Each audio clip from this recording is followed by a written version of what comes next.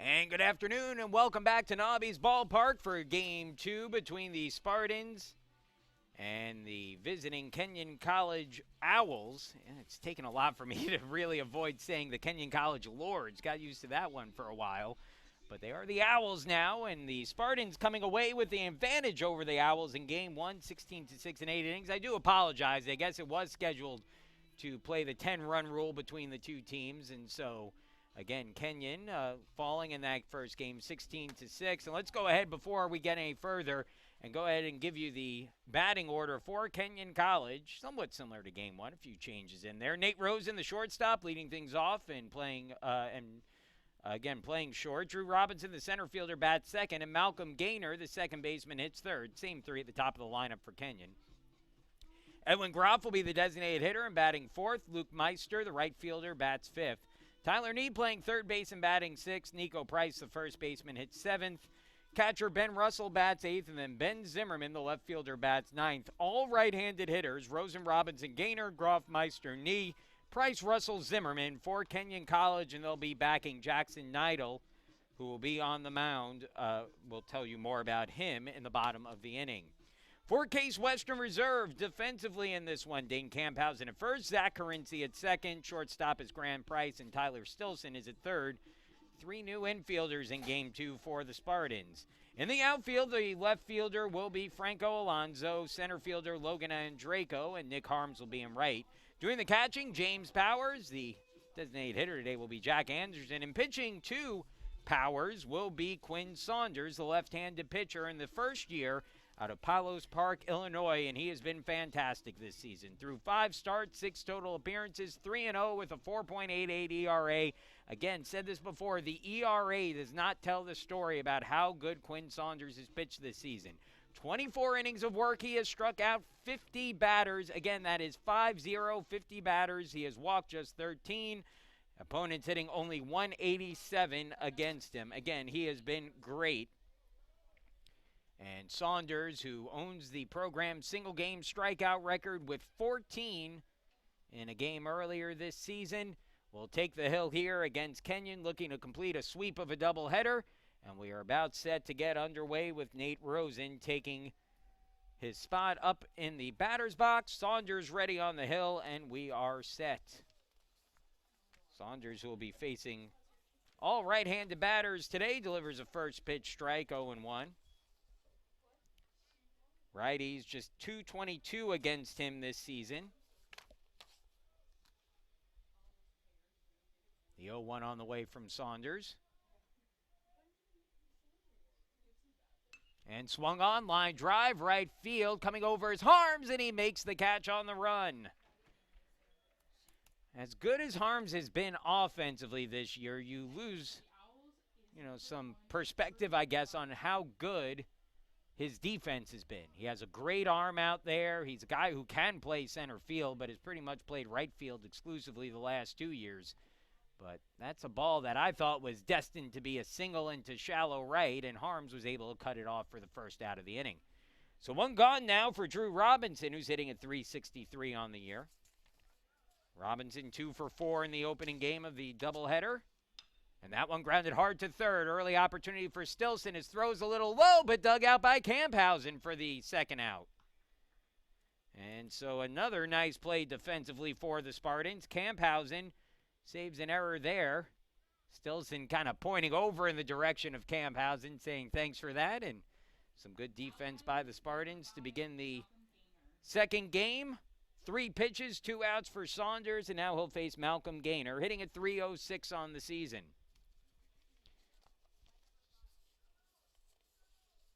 Gaynor 0 for 3 with 0 for 3 in the first game with a strikeout. Did score a run. Was hit by a pitch.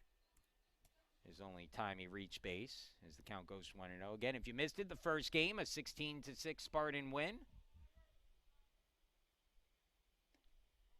Breaking ball there, misses down and in, 2-0.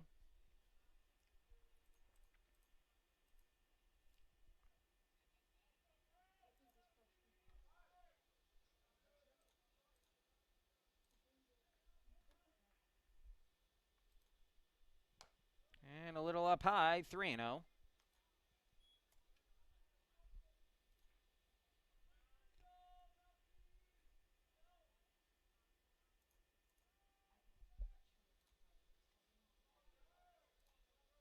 3-0 on Gaynor. And a called strike, letter high on the inner corner.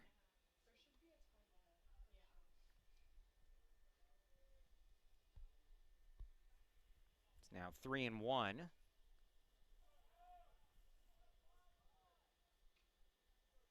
Saunders looking to get through the first quickly. 2 quick outs behind 3-1 as that one's grounded hard to third. Backhanded by Stilson. This throw to first right on target. A nice stretch by Camphausen. And that ends the inning. So Saunders doesn't strike out a batter in the first inning, but he gets a couple quick outs thanks to his defense, and we'll move along into the bottom of the first in a scoreless game. So certainly a nice start here to the day for the Spartans.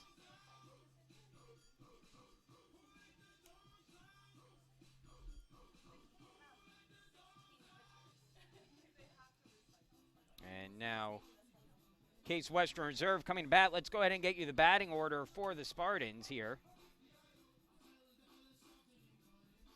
Logan Andraco leading things off. Jack Anderson, the DH, bats second. James Powers catching and hitting third. And Nick Harms, the right fielder, in the cleanup spot. Dane Camphausen, he drove in 3 runs in the first game of the doubleheader. 4 runs. He's now got a team-high 40 on the season. He'll hit 5th. Zach Carinci batting 6th and playing second base. It'll be Franco Alonso, the left fielder, in the 7th spot. Tyler Stilson batting 8th and playing third base. And Grant Price, the shortstop, will bat 9th.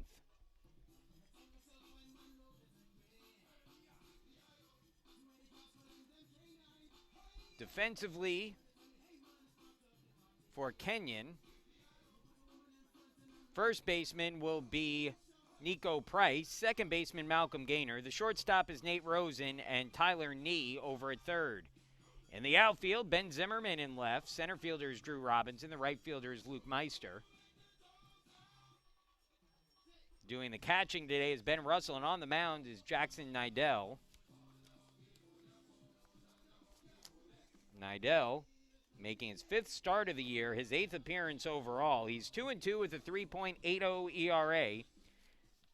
Through 23 2/3 innings, he's given up 25 hits, opponents hitting .275 against him. He has struck out 15, walked just 6.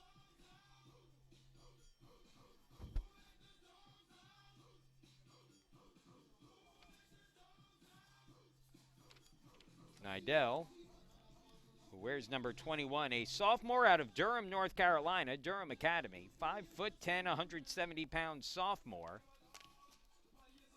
And again, we'll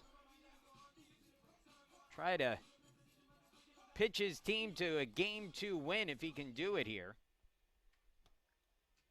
Against what has been a really tough Case Western Reserve lineup. The Spartans woke up about halfway through the game and exploded in the later innings. Spartans with 2 in the 5th, 6 in the 6th, 3 in the 7th, and the 8th. Resulted in 10-run rule victory for Case Western Reserve in Game 1 of the doubleheader, and they're looking to pick up where they left off here today in the early game.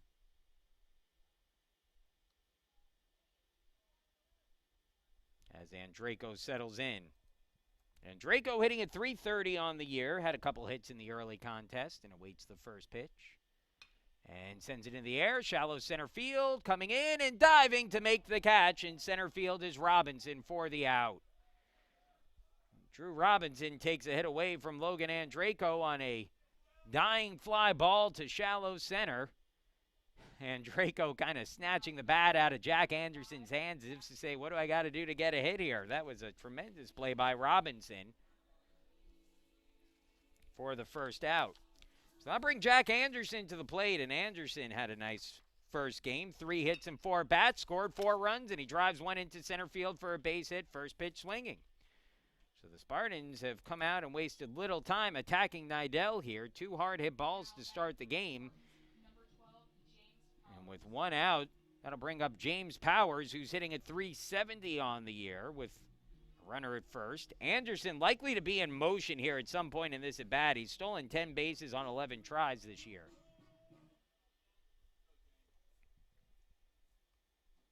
Anderson takes his lead off first. Powers awaits the pitch. He grounds the first pitch he sees to first.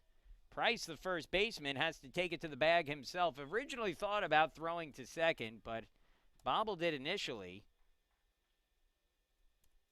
And his only play was at first. So Powers retired, and that'll bring Nick Harms to the plate. Nick Harms batting a .299 on the year. 7 home runs, including one earlier today. Went 1 for 5 in the first game.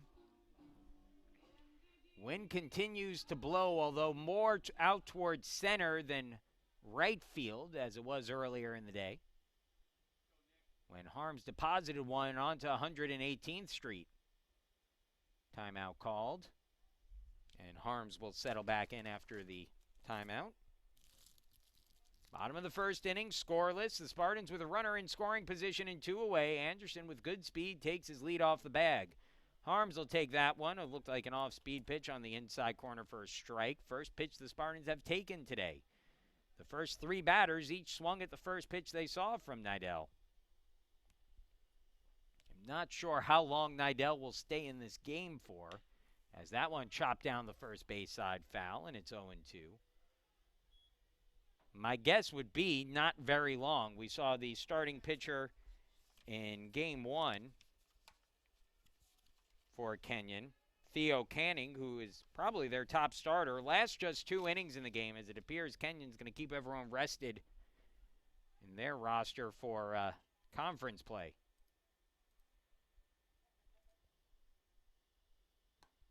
That one misses outside. Ball 1, 1-2. Kenyon last played on Tuesday against Worcester. They split a doubleheader. They don't play again until Wednesday against Oberlin. That'll be a conference doubleheader. That one sent sky high right to the middle of the field. Shortstop there, and Rosen drops it. And that will allow Anderson to score on the error by the shortstop. Well, fielding pop-ups has been a challenge at times today. It'll be an unearned run there that allows Anderson to score. Should have ended the inning. Instead, it's 1-0.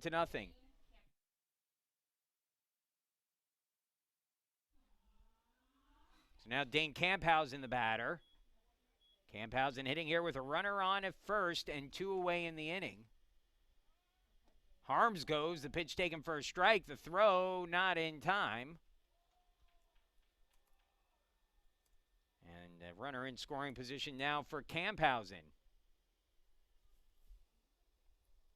as the 12th stolen base of the season for Harms, tying him for the team lead.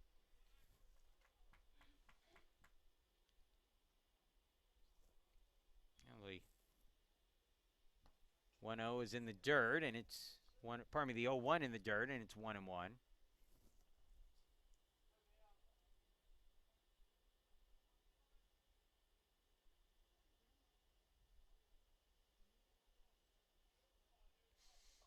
One offering from Nidell to Camphausen. And a 2-seamer that catches the outside corner. Nice pitch there from Nidell, and that brings the count to 1-2 on Dane. Tremendous season so far for Dane Camphausen, who's driven in 40 runs in 27 games. 9 home runs, 2 shy of the program record. And that one lined into right field for a base hit. They'll wave Harms around. The ball picked up in right. Thrown in, but not in time, as Harms will cross the plate on an RBI single for Camphausen, his 5th RBI of the day, and it gives the Spartans a 2-0 lead. So the Spartans taking advantage of the error, 2 unearned runs crossing the plate here in the first, and now Zach Carinci to the plate with 2 outs. Carinci hitting a .292. He drove in 2 runs with a single late in the first game of the doubleheader. Fastball there misses in, and it's 1-0. Carinci, 13 runs batted on the year. He has 1 home run, came here at Nobby's Ballpark earlier in the season. And lines that one foul, 1-1. Zach Carinci, the senior out of Twinsburg, hitting here with Camphausen at first. Dane not necessarily a threat to steal here. He has attempted 2 steals this season, but yet to be successful. 1-1 on the way. And a swing and a miss at an off-speed pitch up high. It's 1-2.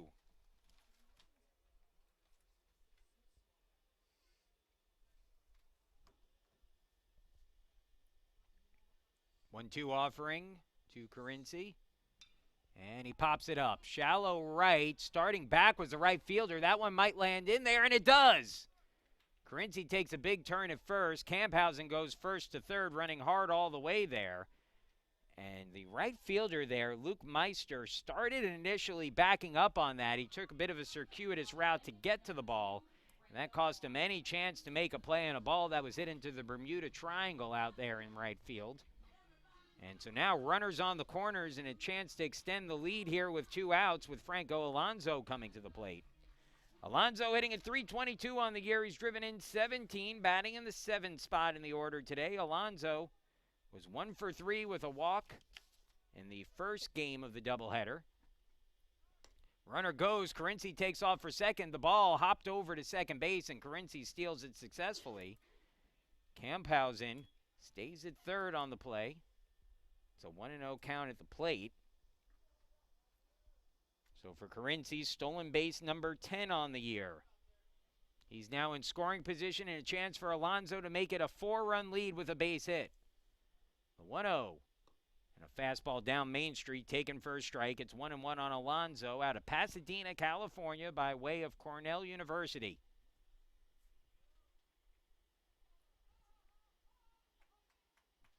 The 1-1. Chopper foul, and it's 1-2.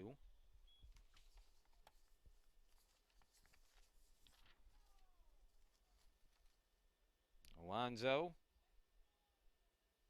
with runners in scoring position this season, batting at .281. He's 9 of 32 coming into play today. 1-2 pitch on the way to Alonso. Nidell sets on the mound. Here's the pitch. Well outside. Nidell has not pitched terribly this inning, but a costly 2-out error has resulted in 2 runs crossing the plate so far. Certainly a lot of extra pitches for Nidell, who threw just 3 pitches to the first 3 batters, but is now about to throw his 20th pitch of the inning. 2-2 on the way. And a breaking ball swung on and missed at strike 3. Good inside slider by Nidell, tied up Alonso, and that ends the inning. The Spartans leave 2 in scoring position, but strike for a pair of runs in the first on 3 hits and an error. We'll move into the top of the second. Groff, Meister, and Nee due up for Kenyon when we return.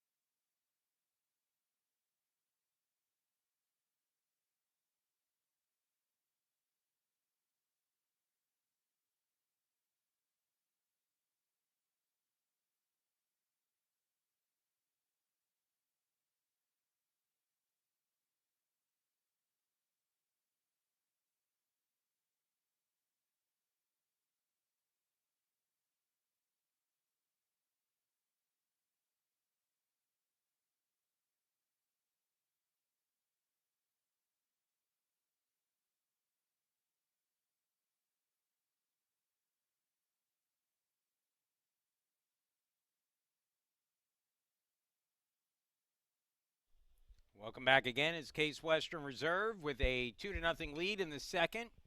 Edwin Groff, who pitched in game one, pops this one up in foul territory.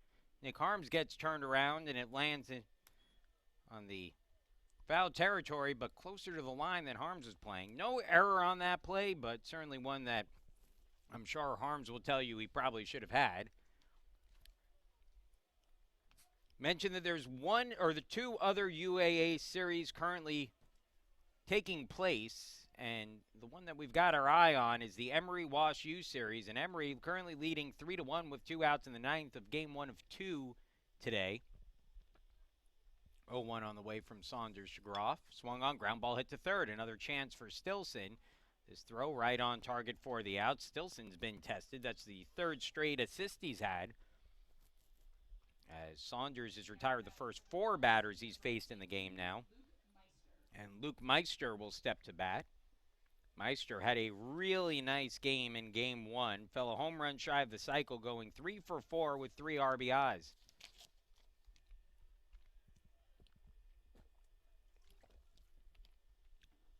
First pitch from Saunders.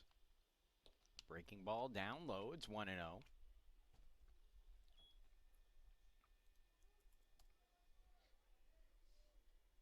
So Wash U down to its final out in that game, and Emory would again take the first 2 games of the 4-game series with a win, which is probably, if you're Case Western Reserve, exactly what you want. Well, things may be getting a little bit more difficult for Emory. Wash U has loaded the bases now with 2 outs.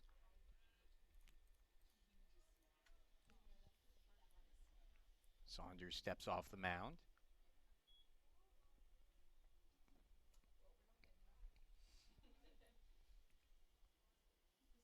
And they're going to call a pitch clock violation on Saunders. And I believe that brings the count to 2-1.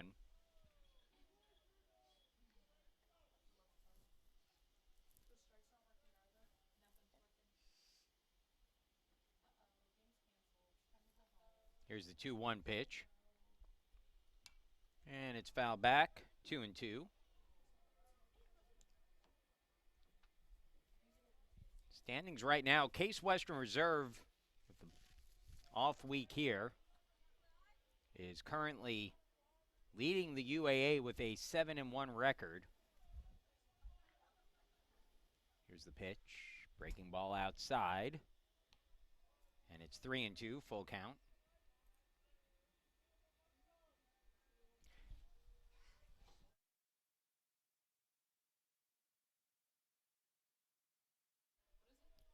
So 3-2 count. And 1 away in the inning. Here's the pitch. Swung on, ground ball hit towards short. First chance for Price. Backhands, long throw to first, and just behind the runner as Meister beats it out for an infield hit. Not much, Price could have done about that one. Now batting number 26, Tyler Knee. One. So this will bring up Tyler Knee to the plate, who's hitting a .250 on the year with a runner at first and 1 away.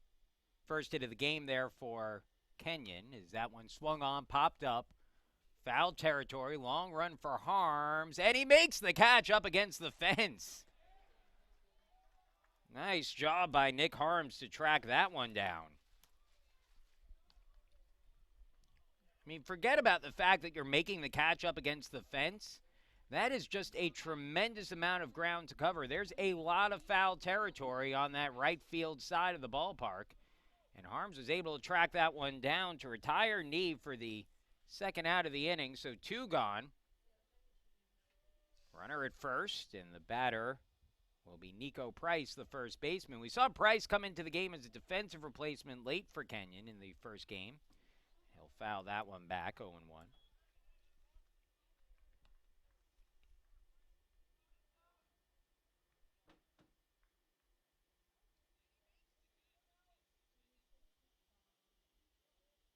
2-0, Spartans leading.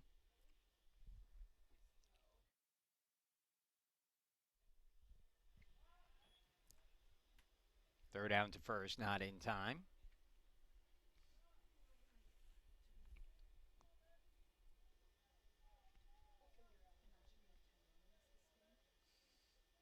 Quinn Saunders trying to get through the second unscathed. Here's his 0-1.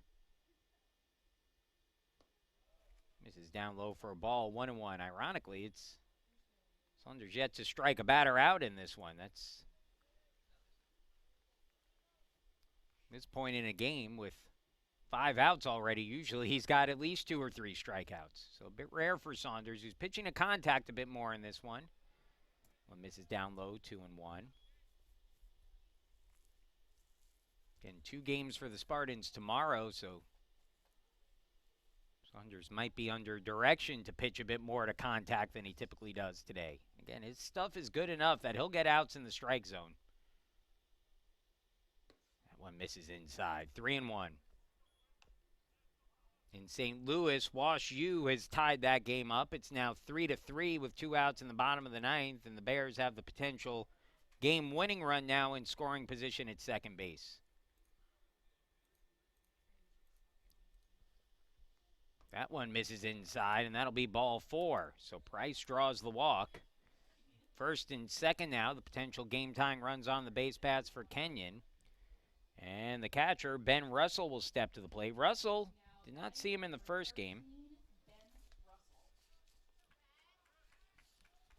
Russell is 1 for 7 on the year with 2 runs scored, 1 RBI. Pardon me, 1 home run, 3 runs batted in on the year for Russell.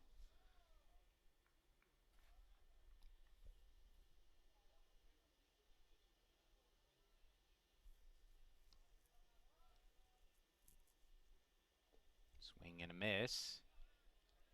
And the count now 0-1 on Russell with 2 outs and 2 on.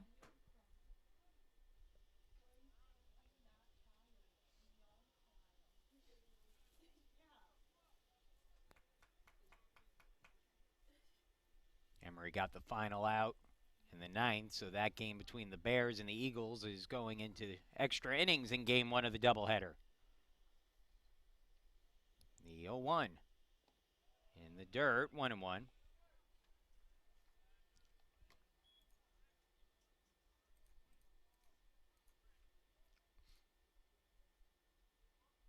Brandeis and NYU, the other game going on currently, and NYU leading 12-6 in that one. They'll play 2 today and then 2 tomorrow after they got rained out yesterday. Timeout called at the plate. You know, you're probably looking at this point of, well, you know, it's still early to tell. I think we'll have a better idea after this weekend where everyone stands. But I think after the first 2 weekends of UAA play, you were probably looking at Case Western Reserve and Washington University as being the 2 teams that were going to battle for the top position in the conference this year. As a called strike, 1 and 2.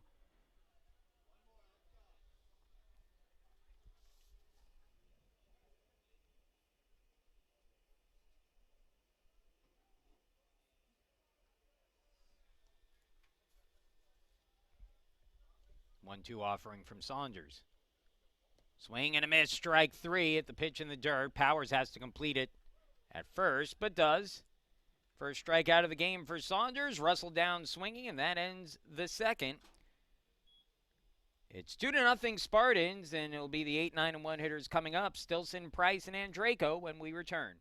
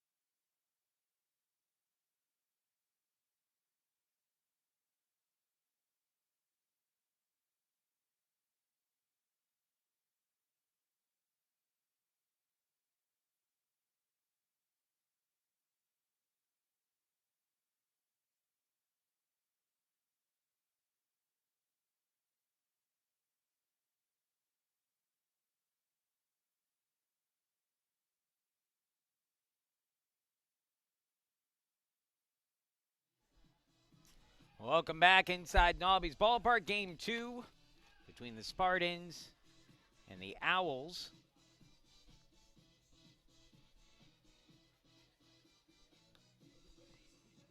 Nidell begins his second inning of work on the hill. He'll face the bottom of the order. Stilson, Price, and Andreyko due up 8-9 and 1. Stilson didn't start in Game 1. He'll get a start on the mound in one of the two games tomorrow. My guess would be the first game of the doubleheader against Ohio Wesleyan. Well, I guess not a true doubleheader. A split location doubleheader for the Spartans tomorrow.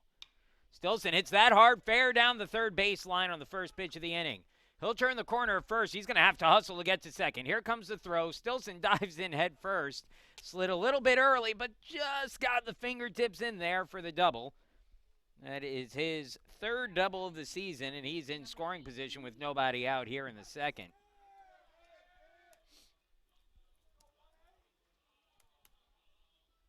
So I'll bring Graham Price to the plate. With nobody out and a man in scoring position. Price 1 for 7 on the year, getting the start at short here in the second game of the doubleheader.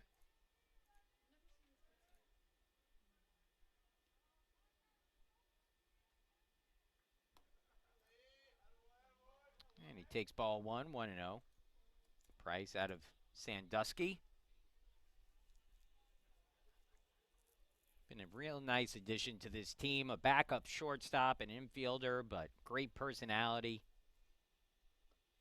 Takes that down and in, and it's 2-0.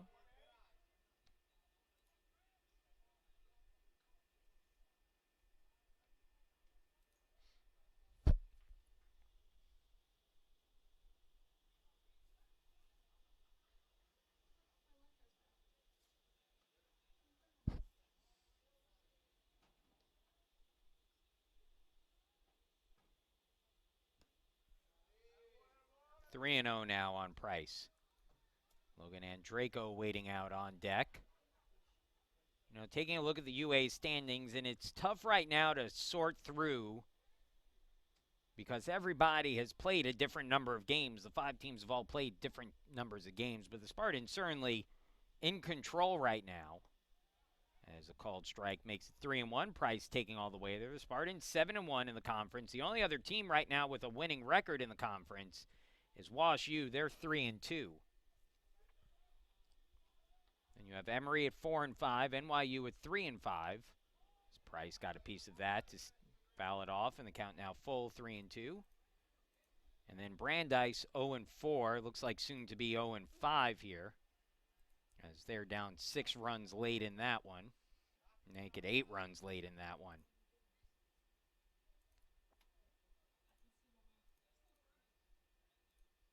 And so, you know, if you're the Spartans right now, that one misses well, up and out, ball 4. And so Price draws the walk, and that'll put runners at first and second with nobody out for Logan Andreyko. Next up is number 7, Logan Andreyko. Andreyko was robbed of a base hit in center field by Robinson his first time up today. Robinson made a diving catch to take away what would have been a single for Andreyko. So Logan now hitting at .327 on the year. Called strike brings the count to 0-1 on Logan. Logan swung at the first pitch he saw back in the first inning, lining it into center.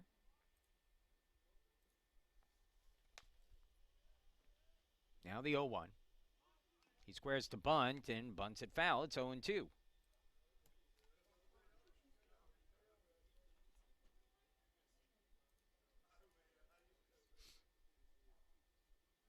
Emory with a runner on at second and 1 out in the top of the 10th in a 3-3 game.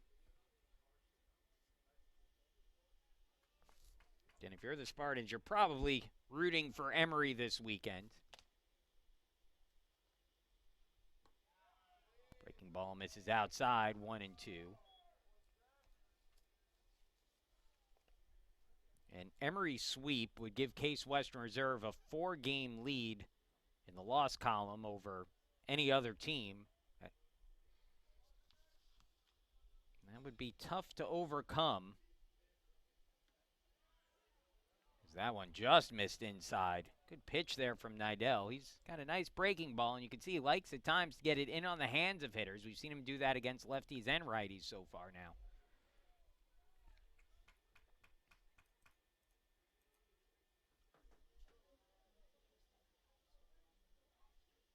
Here's the 2-2.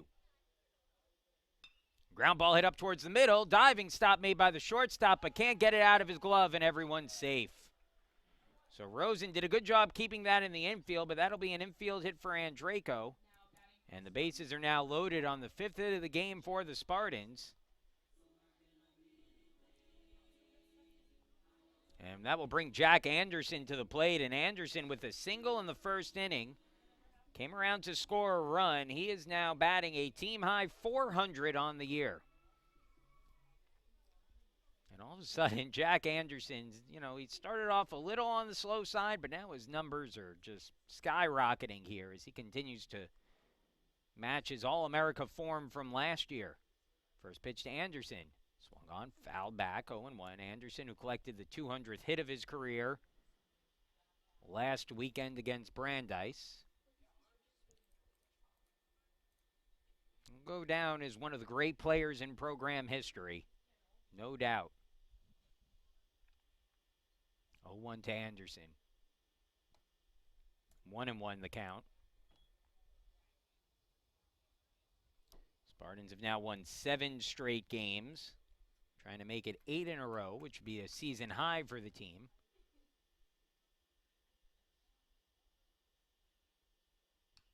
And Anderson sitting on that breaking pitch, but got just underneath it and fouled it back to bring the count to 1-2.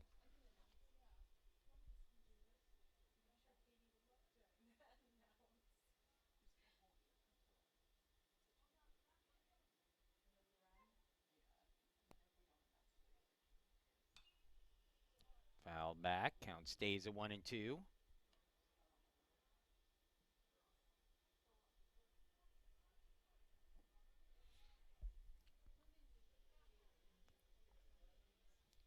Bases are loaded for the Spartans. Stillson at third, Price at second, and Draco at first. Nobody out in the inning. And that's down and away. Count evens 2-2 on Anderson. Jack came into the day batting at .333 with the bases loaded, 2 of 6 on the year. Spartans have had a plethora of base runners today against Kenyon in the first 2 games. Here's the 2-2 to Anderson. And he swings, hits it hard to second. Should be 2. The flip to second for 1, on to first, double play. No RBI for Anderson, although a run does come across. And that makes it 3-0. Price moves to third on the play, but a chance to limit the damage here for Nidell if he can retire Powers, who grounded out to first base in his first trip to the plate.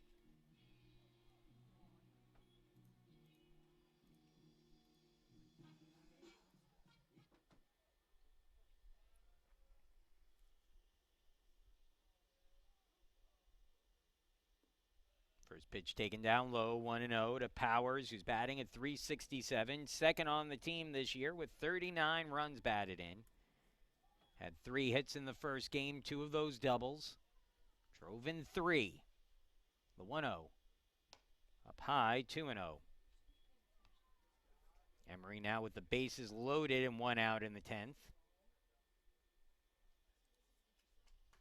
Against Wash U. Spartans have a runner at third here in Cleveland, and a 2-0 count on Powers. And he swings, line drive, diving stop by the first baseman Price, flip over to first, and it's in time to get Powers. Price took a hit away and a run away from the Spartans, and that will end the second. So the Spartans add on a run on 2 hits, and we'll move along into the third. It's a 3-0 Case Western Reserve lead. It'll be 9-1-2 for Kenyon when we come back. Zimmerman, Rosen, and Robinson when we return.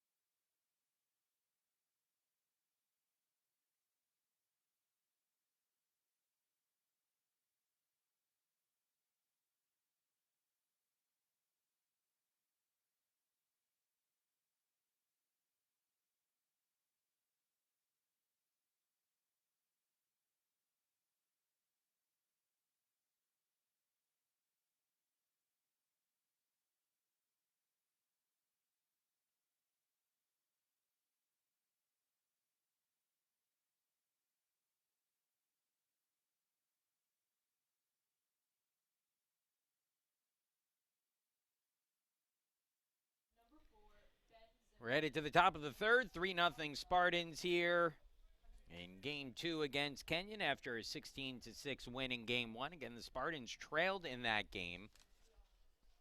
They were down 3-0. They were down 5-2. They're down 6-4 heading into the bottom of the 6th in Game 1 of the doubleheader before scoring 6 runs in that inning and running away with it late. Batter at the plate is Ben Zimmerman, who takes a called strike 0-1. Zimmerman, the left fielder, didn't play in the first game. He's hitting a .238 on the year with 5 runs batted in.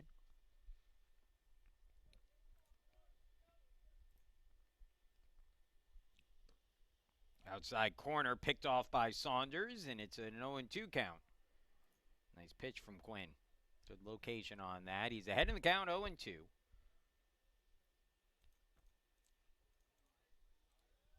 Here's his 0-2 offering. That ball blasted deep down the line and left, but well foul. Zimmerman jumped out in front of that one.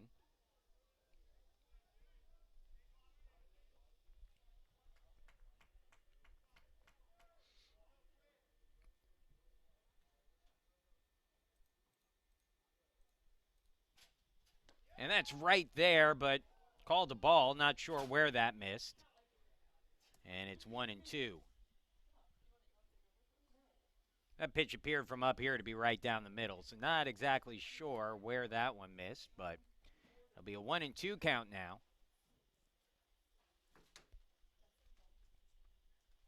And a swing and a miss, strike 3. So Saunders gets his second straight strikeout, second overall today.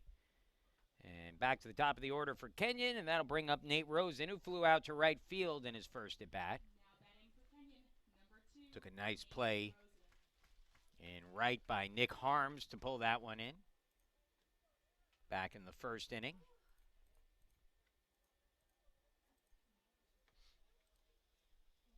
Rosen batting with 1 out of the bases empty in the third.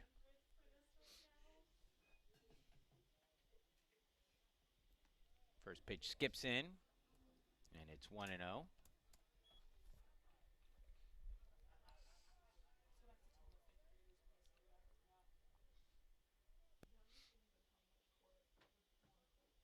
Here's the 1-0 offering.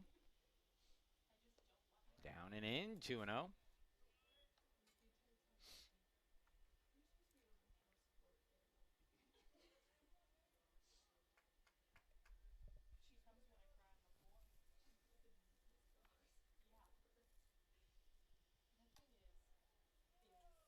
Ball skips in, so 3-0 now.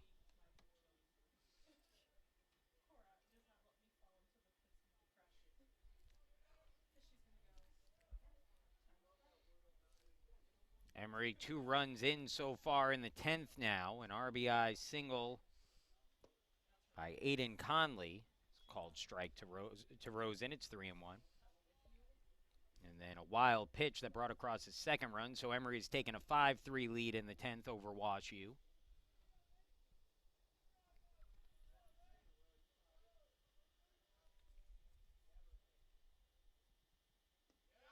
And a called strike 2 as the slider catches the outside corner. And the count now full, 3-2 on Rosen. Well, this is one of your Saunders. Just go get him. Throw a good fastball in the strike zone here. Base is empty. 3-run lead. Let Rosen try to catch up to that fastball here.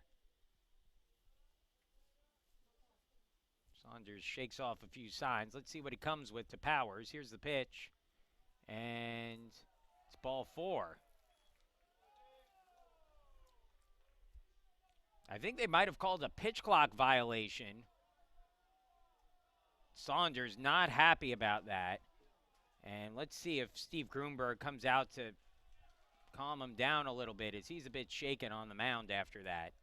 Yeah, that was a pitch clock violation, I believe. Again, the pitch missed anyway, but... Now batting number 1, Drew Robinson.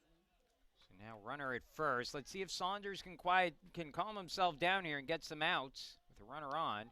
That one misses up high, ball 1.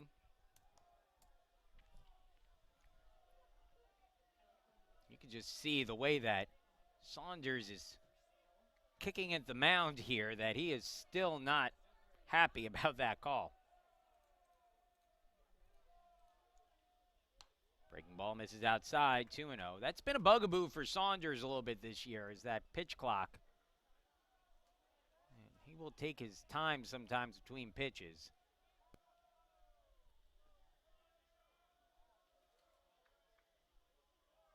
Two 0 on the way. And a fastball right down Main Street for a strike to Robinson, 2-1. Robinson grounded out to third in his first at bat.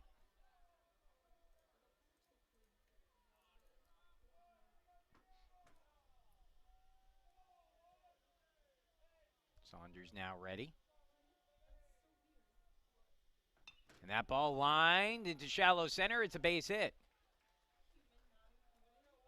So Robinson with the single to center. Rosen moves up to second base, and there'll be 2 on for Malcolm Gaynor, who grounded out to third in his first at bat.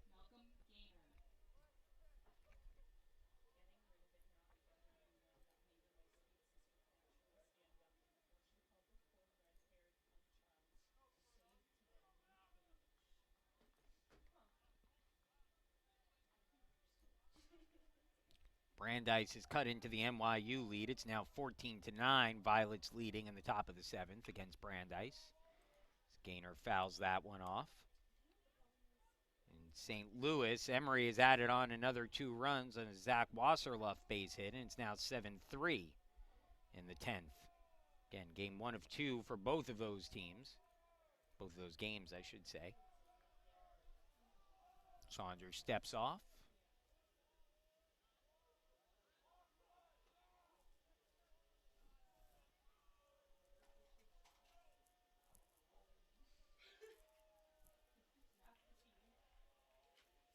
Here's the 0-1.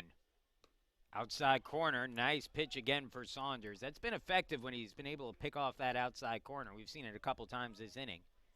And he's now ahead in the count, 0-2 on Gaynor.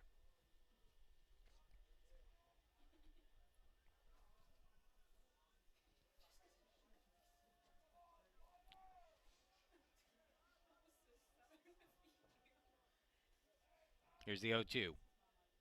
Ground ball hit up towards the middle. Could be 2 if the Spartans hurry. Stepping on the bag for 1 is Carinci. Throws to first, and it's in time for the out. And that ends the inning. So the 4-4-3 double play turned by the Spartans. And that gets Case Western Reserve out of the frame unscathed. We'll move along into the bottom of the third inning. It's 3-0 Spartans. Due up this inning for Case Western Reserve, Harms, Camphausen, and Carinci. 4, 5, and 6 in the order when we come back.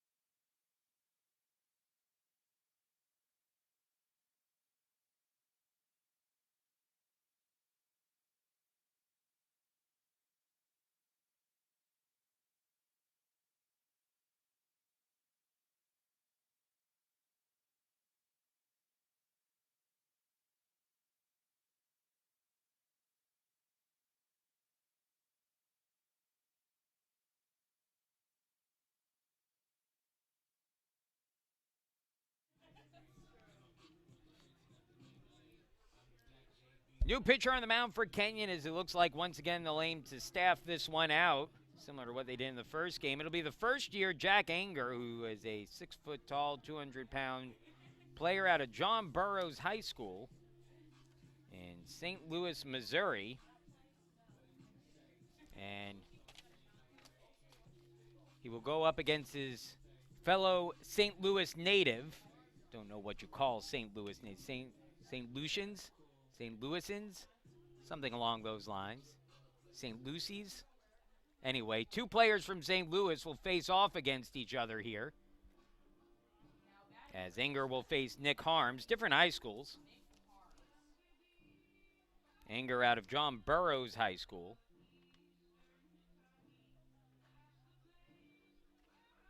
Harms from Parkway West.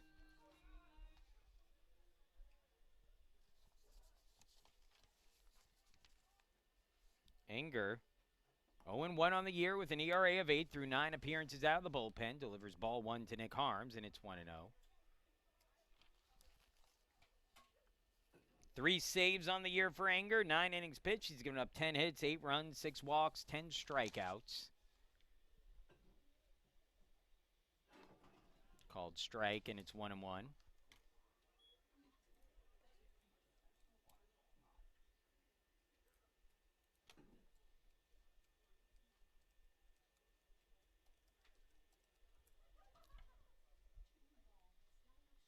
Breaking ball down low, 2-1.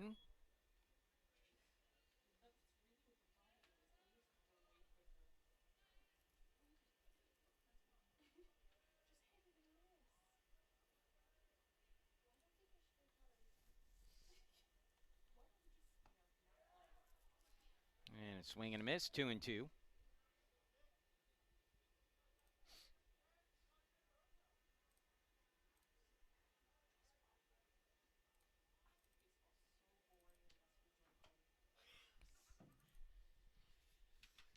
And Harms got a piece of that one to stay alive. So the count stays at 2-2.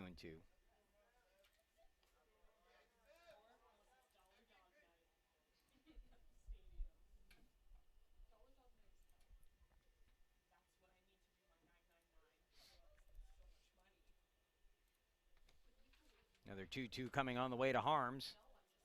Nick homered in the first game of the doubleheader. Reached on an error his last time up. And pops one up again in the infield. Another chance here for Rosen. Battling with it, but this time puts it away for the out.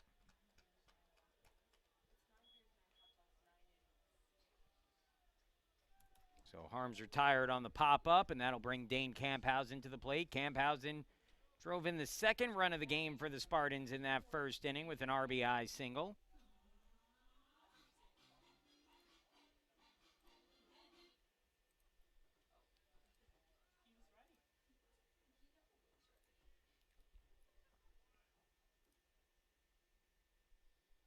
First pitch below the knees to Camphausen. An easy place to miss against the 6'8" first baseman for the Spartans.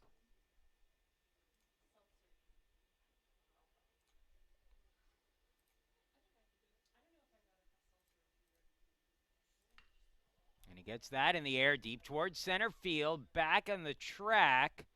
And putting it away is Robinson for the out. Another long out there for Camphausen, who seems to just be hitting everything well right now. And that'll be the second out of the inning. So a chance for a 1-2-3 inning here for Anger. Zach Carinci with a single in his only trip to the plate today, batting at .301.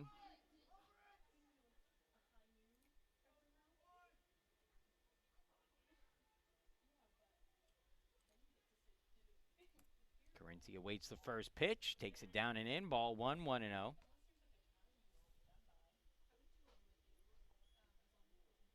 Two runs in the first, one in the second for the Spartans, who lead 3-0.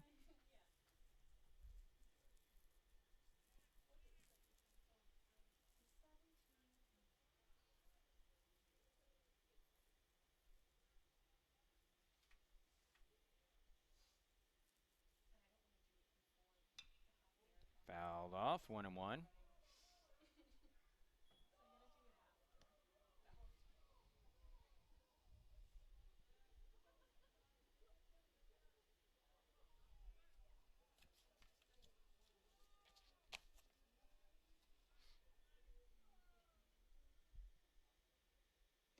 Inside, 2-1 the count now on Carinci. Carinci getting the start at second base here in Game 2 with Alonso moving from second to left field. Carinci was the DH in Game 1.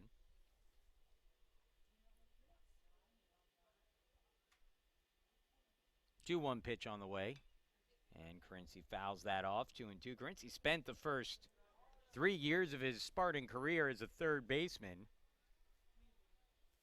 But not to mention, by the way, the team's closer. But some arm troubles over the years have limited his play, and especially this season, where he's seen more action at second base, where that throw is not quite as long over to the bag.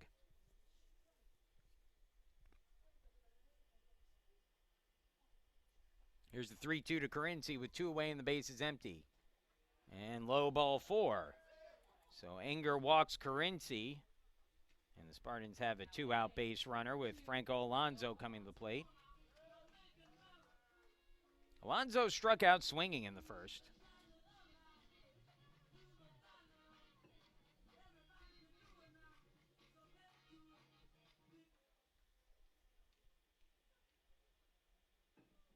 Franco now hitting at 318. Waits the first pitch. And he lines that one deep towards left, going back and on the track, making the catch on the run is Zimmerman. And that will end the inning. So Alonso got a really nice piece of that one. But nothing to show for it as he'll head back to the dugout. And the first scoreless inning of the day for the Spartans comes in the third. We'll move to the fourth. It's 3-0 Case Western Reserve. Groff, Meister, and Nidu up 3, 4, and 5. Pardon me, 4, 5, and 6 in the order when we return.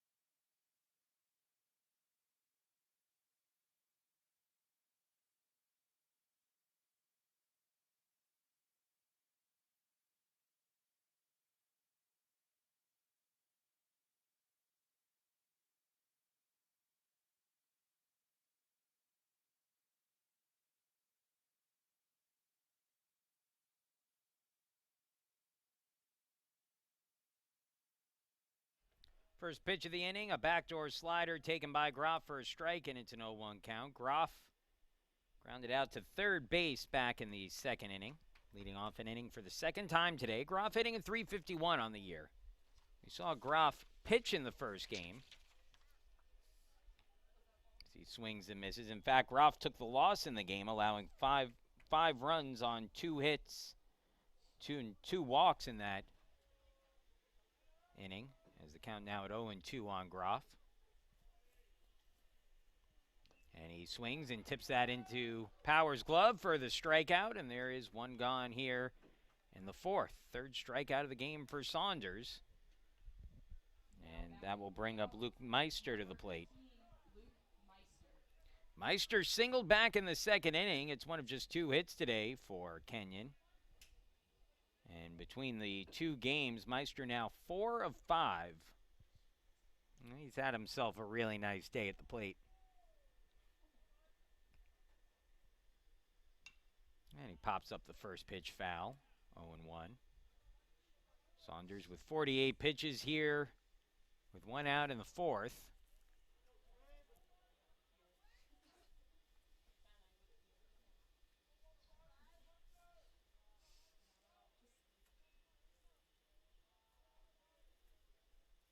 Here's the 0-1. Ground ball, chopped back up the middle. Play for Price, it's short. Hesitates, but gets it there just in time to get Meister for the out. And there are two gone.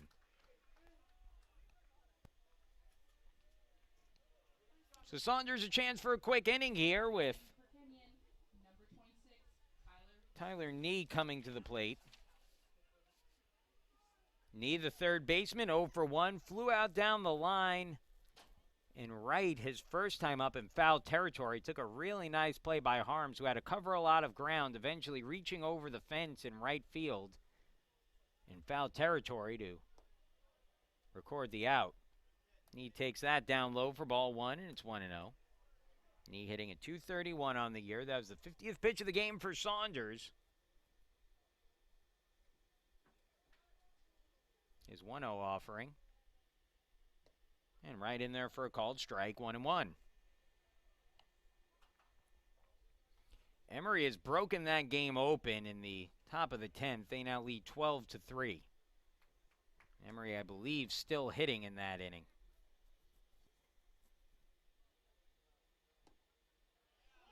Unable to hold up there his knee, and it's now 1-2 count. So it certainly appears, barring another comeback from Wash U, this one even more daunting after they were trailing 3-1 in the ninth. Now down 12-3. It appears that Emory will get the win in that game. The Eagles will move to 5-5 in UAA play. Wash U will drop to 3-3, and the Spartans will be the only team with a winning record in UAA play. Swung on, that one grounded, third base side foul. And he fought that one off as he got tied up on an inside pitch and was lucky to get any piece of that to stay alive.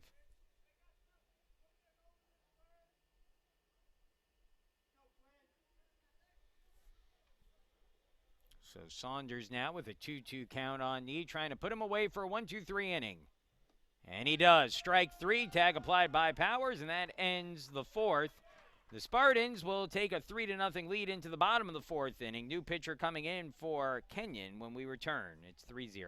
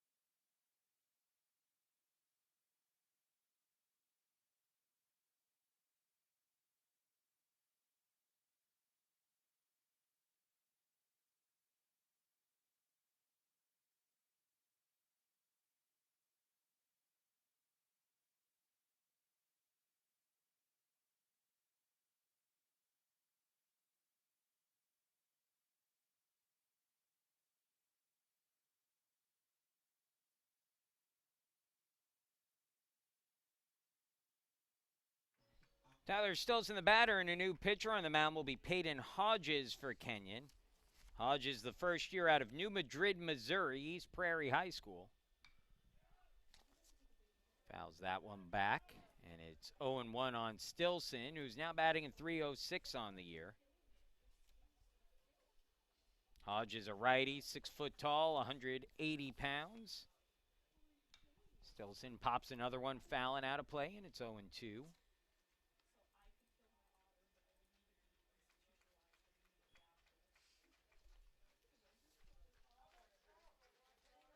Hodges on the year, making his 11th appearance, his 10th out of the bullpen, so he's made one start. I'll say Stilson went around, and that'll be strike 3. I think Stilson's argument was, A, that he held up, but his bigger argument was you didn't even check with the umpire in the field on that. And so that will be the first out of the inning. And bring Grant Price to the plate. Price walked in his first plate appearance.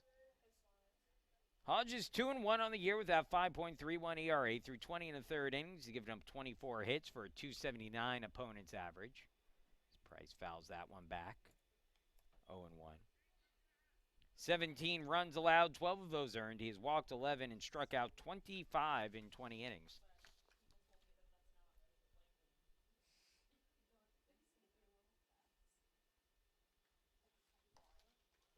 Swing and a miss.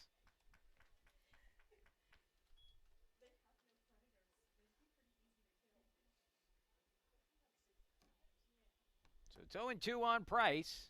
Hodges has come out of the bullpen throwing strikes. 5 pitches on the strike zone. He has 1 strikeout already, trying to make it 2 in a row here. But misses outside with that one. His first ball he's thrown today brings the count to 1-2.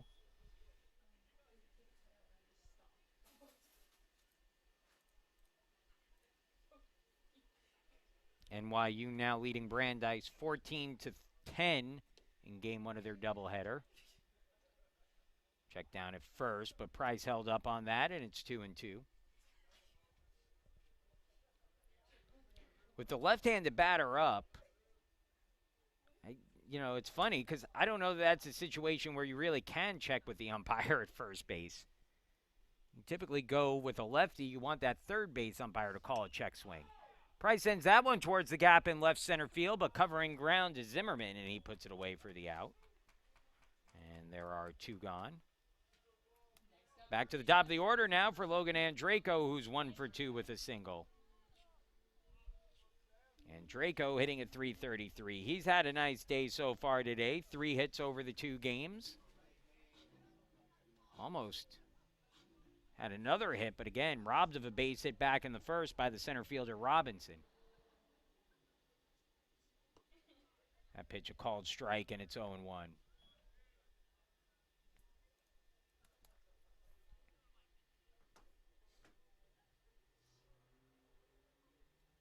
It's a final in St. Louis. Emory has won that game in extra innings. Count evens 1-1 on Andraco. So Wash U now 3-3. Emory 5-5 in the UAA. And for the moment, again, the Spartans are the only UAA team with an above 500 record in conference play. They hold a 2-game lead in the loss column over Wash U. As the 2-1 pitch. And that one bunted nicely to third base. Throw goes to first, and it's wild. And that will allow Andraco to move up to second. Throw will come in, and again, fielded on a bounce. That'll be a bunt single for Andraco and an error to move the runner up. So a single and an error on that play.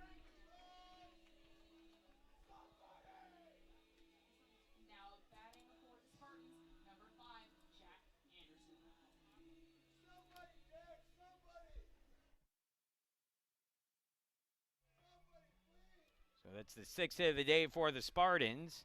And now Jack Anderson will be the batter. Anderson singled in the first and then grounded into a 4-6-3 double play in the second. With the bases loaded, a run did score on the play, but no RBI on the double play by Anderson. He'll hit here in an RBI opportunity and swings and misses at the first pitch from Hodges. It's 0-1.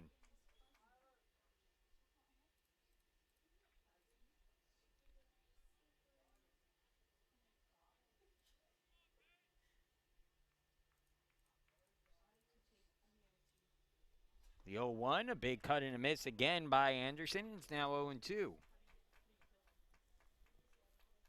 Tell you what, Brandeis making a comeback in that game against NYU. It's now a 2-run game with 1 out in the 7th.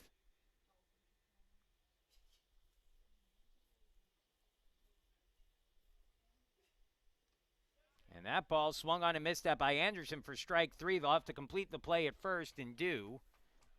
And that will end the inning. So the Spartans held scoreless here in the 4th, and we'll move along to the top of the 5th, 3-0, Case Western Reserve leading when we come back.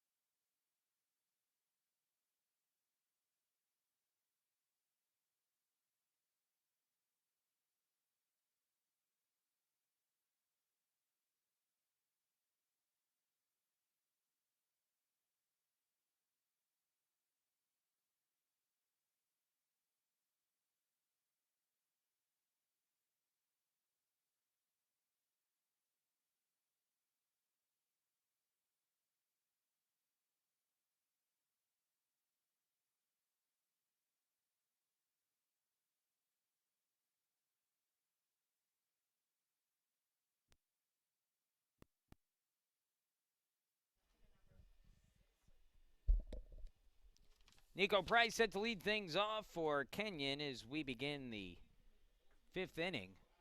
And a swing and a miss as Saunders gets the first strike of the inning. Saunders has sat down 4 straight, retired the side in order in the 4th, and facing Price here. He's batting a 192 on the season, but drew a walk against Saunders in his first plate appearance. Slider missed a little outside, and it's 1-1.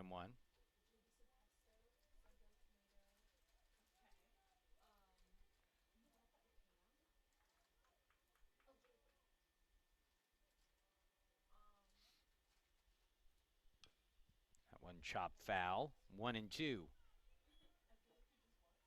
Again, looking at those conference games today, it's interesting to see the UAA. There is not a lot of pitching to go around in the conference this year. And that's why if you're the Spartans, you have to feel pretty good about your position right now in the conference standings. I think safe to say that Case Western Reserve has probably been the best hitting team in the conference and, frankly, probably the best pitching team in the conference as well.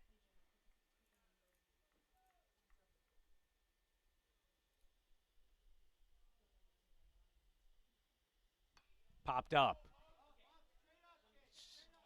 Straight in the air. Let's see who gets it. Camphausen can't get to it, and it drops in for a runner to reach. That'll be an error on Camphausen. First error of the day for the Spartans. And there's now a runner at first with nobody out. I'll bring Ben Russell to the plate. Russell 0 for 1 with a strikeout swinging against Saunders back in the 2nd inning. Hitting here with Price on at first and nobody out. And he takes that one down and away. Ball 1-0.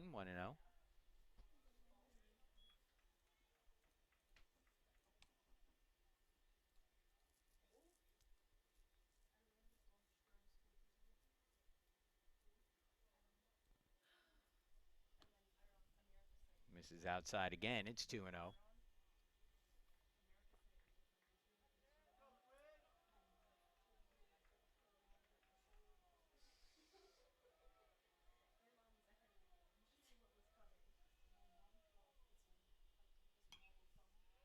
Lifted foul on the 2-0 pitch by Russell. And it's now 2-1.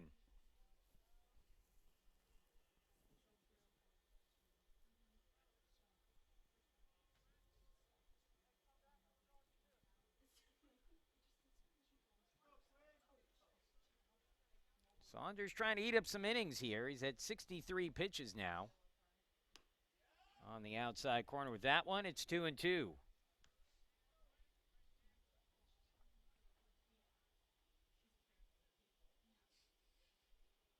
The deeper Saunders gets into the game, the more options you have during another doubleheader tomorrow, including a game against the second-ranked team in the country. That one hit hard towards short. Could be two if they hurry. Flip to second for one. Carinci's throw to first is not in time. So go as a fielder's choice for Russell. Yeah, just tough for Carinci right now to make that long throw from second and really put some zip on it. And so no double play turn there.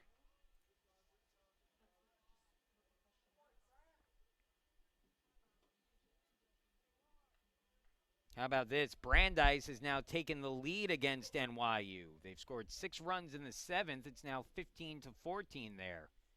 Still going. That one misses inside. Zimmerman just moved out of the way of it as the count goes to 1-0. Zimmerman 0 for 1 with a strikeout in his first trip to the plate. But Brandeis in that game was trailing 14-6. Keep in mind, when we saw Brandeis here last weekend, that was a Brandeis team that struggled to hit the baseball. They scored 6 runs against the Spartans during that series, as that misses outside. Ball 3-0. And they put up 15 today against NYU. That game's still a long way from over. And again, remember, a doubleheader there. 3-0 pitch stays up high, and that's ball 4, and there are 2 on, and that'll bring the potential game-time run to the plate with Nate Rosen coming up.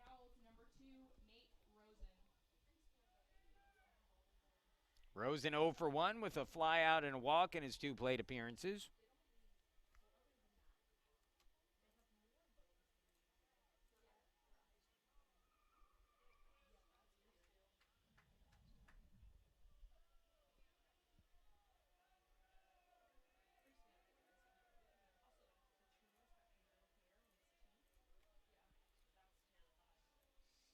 Rosen, a .337 hitter on the year. Chance to get his team on the board. Spartans in double play depth on the infield. First pitch fastball tails in, and it's 1-0.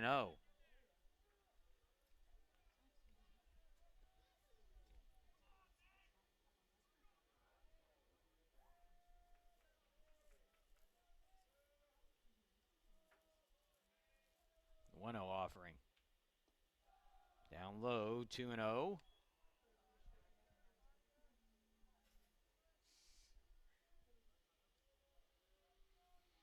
Saunders was so good working in the strike zone early in this game, but struggling a little bit here to find his way in the 5th. He's got 2 on, 1 away. And a swing and a miss at the 2-0 pitch. It's 2-1.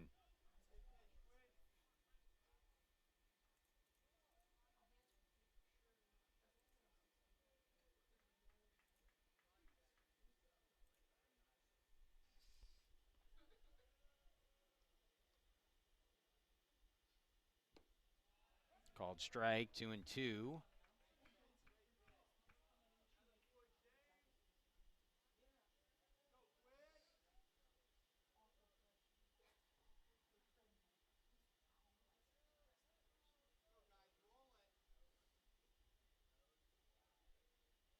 2-2 pitch. In the air, right field, but right at Harms. Lines it up, puts it away for the out, and Harms is able to get it in quickly. Russell won't test his arm at second base, and that's the second out of the inning. So a hard hit ball by Rosen, but just hit it right at Nick Harms in right. And there's 2 gone now for Drew Robinson. Robinson 1 for 2 in the game. He has one of the 2 Kenyon hits, a single back in the third. He's also grounded out to third base. So 1 for 2 on the day, hitting in .366 on the year.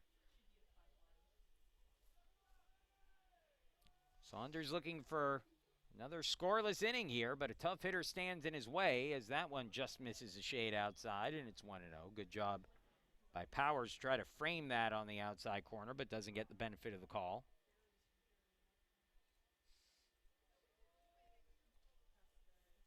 Here's the 1-0.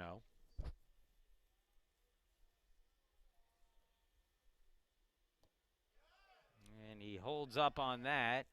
They'll check with the umpire, but again, the umpire will say he held up, and can hear the umpire not on the right side of the field to necessarily judge whether or not he went around.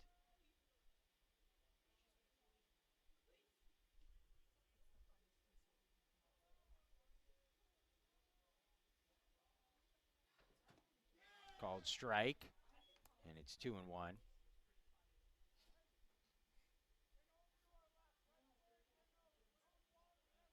Good job by James Powers behind the plate.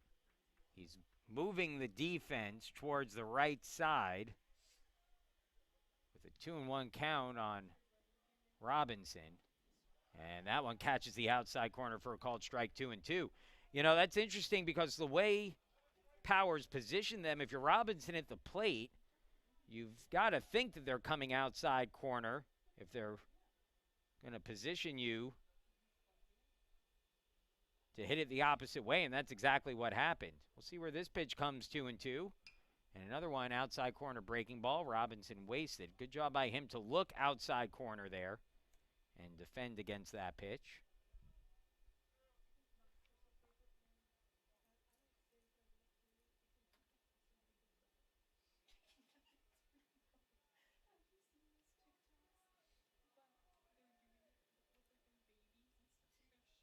Here's the pitch. Down and in for a ball, 3-2.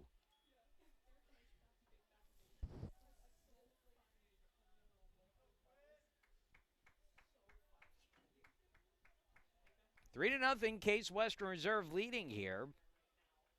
Runners will get the early start with 2 outs and 2 on. 3-2 pitch on the way to Robinson, and he swings and fouls it off. And Robinson might have fouled that one off his own foot, and we'll take a little stroll around home plate to get the blood flowing again here.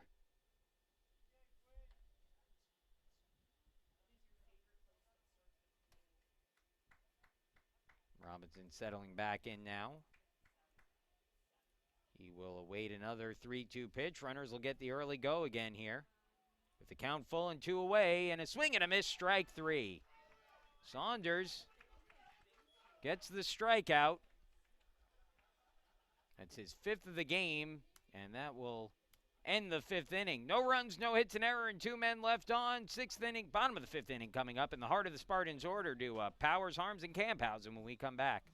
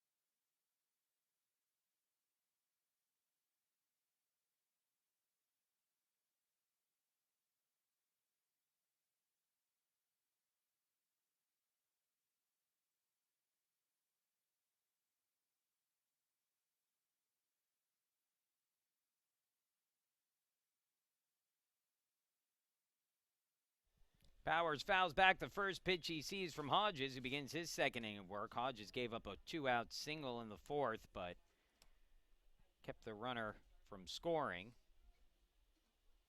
Powers leading things off. He'll face the heart of the order here, Hodges will, in the fifth inning as Powers swings and misses 0-2.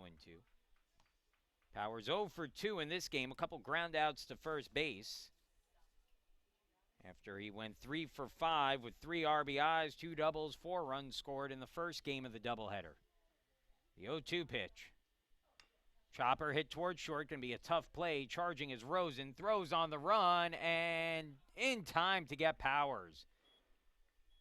Now, give Powers credit. Again, Powers leading the team or tied for the team lead in stolen bases, I believe, currently. But, he doesn't do it with lightning speed. He's just a good, smart baseball player who plays hard. And there you saw it. He just ran hard down that first baseline. And what for most guys is a routine ground out, he almost beat out to first base.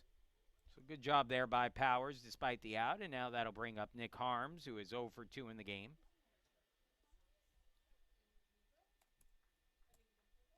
Harms, as he takes ball 1, 0 for 2, but possibly had the biggest play in the game so far, the most impactful play. He popped the ball up to short with 2 outs. It should have ended the first inning. But instead, as Harms takes that first strike, the shortstop Rosen dropped it. Again, it's been a tough day win-wise with some of these pop-ups, but it was dropped by Rosen. It allowed Anderson to score the first run of the game. Spartans added on 1 more run in the inning. Swing and a miss there from Harms, and it's 1-2.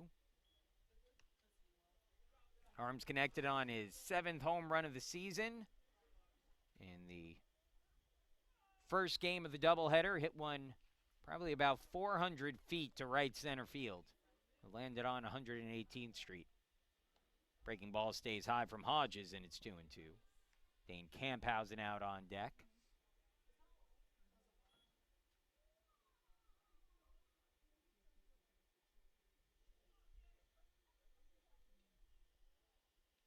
Here's the 2-2. And it's 3-2.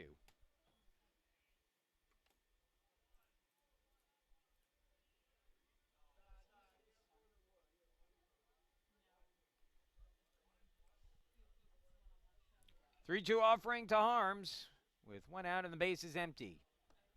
And he takes it up high, ball 4. So Nick Harms draws the walk, and the Spartans have their first base runner of the inning. Harms on for the second time today, and we'll see if he's running here. He already has a stolen base in the game, and he's now stolen 12 this season. Harms 12 for 12 on stolen base attempts this year. So we'll see if he's running here with 1 out and Dane Camphausen at the plate. Camphausen 1 for 2 with an RBI single and pops up the first pitch he sees to right field. It's fairly deep but playable out there. Underneath it is Meister, and he'll make the catch for the out. And that'll be the second out of the inning. So Camphausen looking to jump on the first pitch from Hodges, but flies out to right.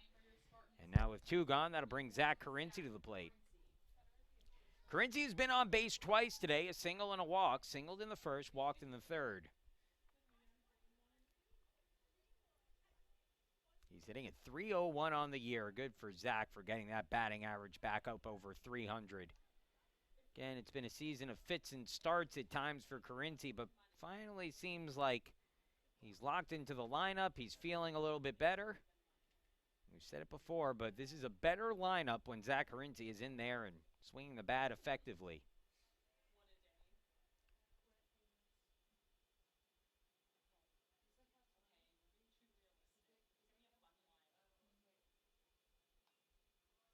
And Zach shaking his head as that one as he checked his swing but fouled it off, and it's 0-1.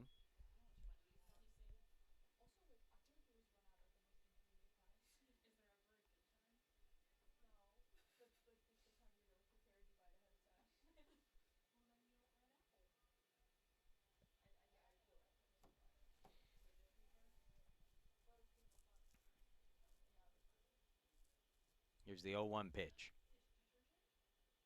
Ground ball, third base, should end the inning. Throw goes to second, and in time for the out. And the inning's over, so the Spartans, with a one-out walk, but nothing to show for it. And the score remains 3-0 as we move on to the sixth. It'll be, due up this inning, the heart of the order for Kenyon. Gaynor, Groff, and Meister due up when we return.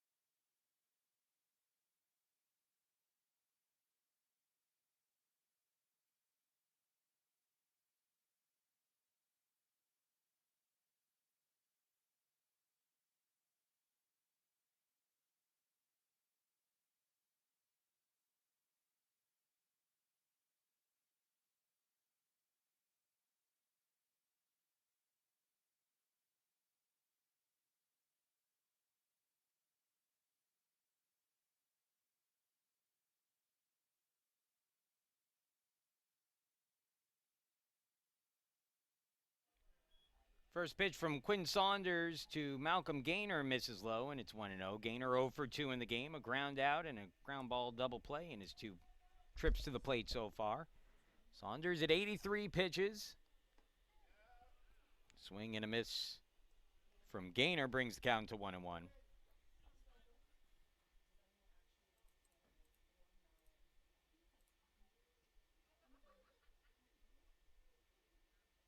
Brandeis and NYU headed to the top of the ninth. As that ball popped up, shallow center, Price there, puts it away for the out, and there's one gone. Next up for the Owls, number 31, Edwin Groff. I'll bring Edwin Groff to the plate. Groff is 0 for 2 in the game, a ground out and a strikeout swinging. So Brandeis trying to protect a one-run lead. They've turned to actually their 4th starter to try to close this game out. So that'll be interesting to see. That's Sean Decker-Jacoby, who we saw start Game 4 against the Spartans last week. He'll try to close out a one-run lead for the Brandeis against NYU in the opening game of that series. Brandeis looking for their first win of conference play. Big swing and a miss there for Groff, brings the count to 0-2. Emory and Wash U, second game of that doubleheader is yet to start.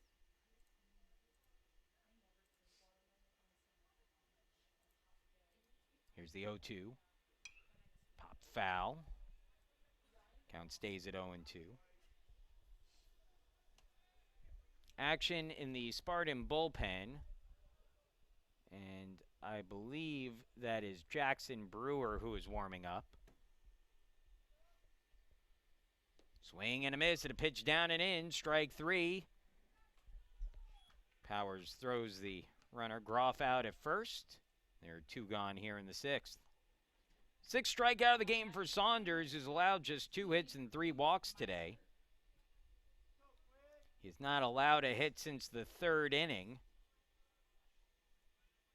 And a chance for a quick sixth here. But Luke Meister comes to the plate, 1 for 2 in the game with a single. And again, he's got 4 hits over the 2 games today. So tough out here in Meister, who takes it down and away for a ball 1-0. Saunders now up to 90 pitches in the game, so we'll see how far Coach Englander pushes him here. Again, I'm sure they'd love to definitely get through the 6th, it looks like. And does he try to get a 7th inning out of Saunders? Up and out for a ball, it's 2-0.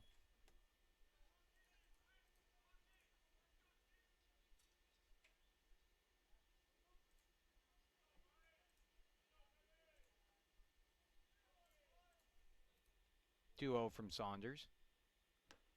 Let her high strike. Good fastball, 2-1.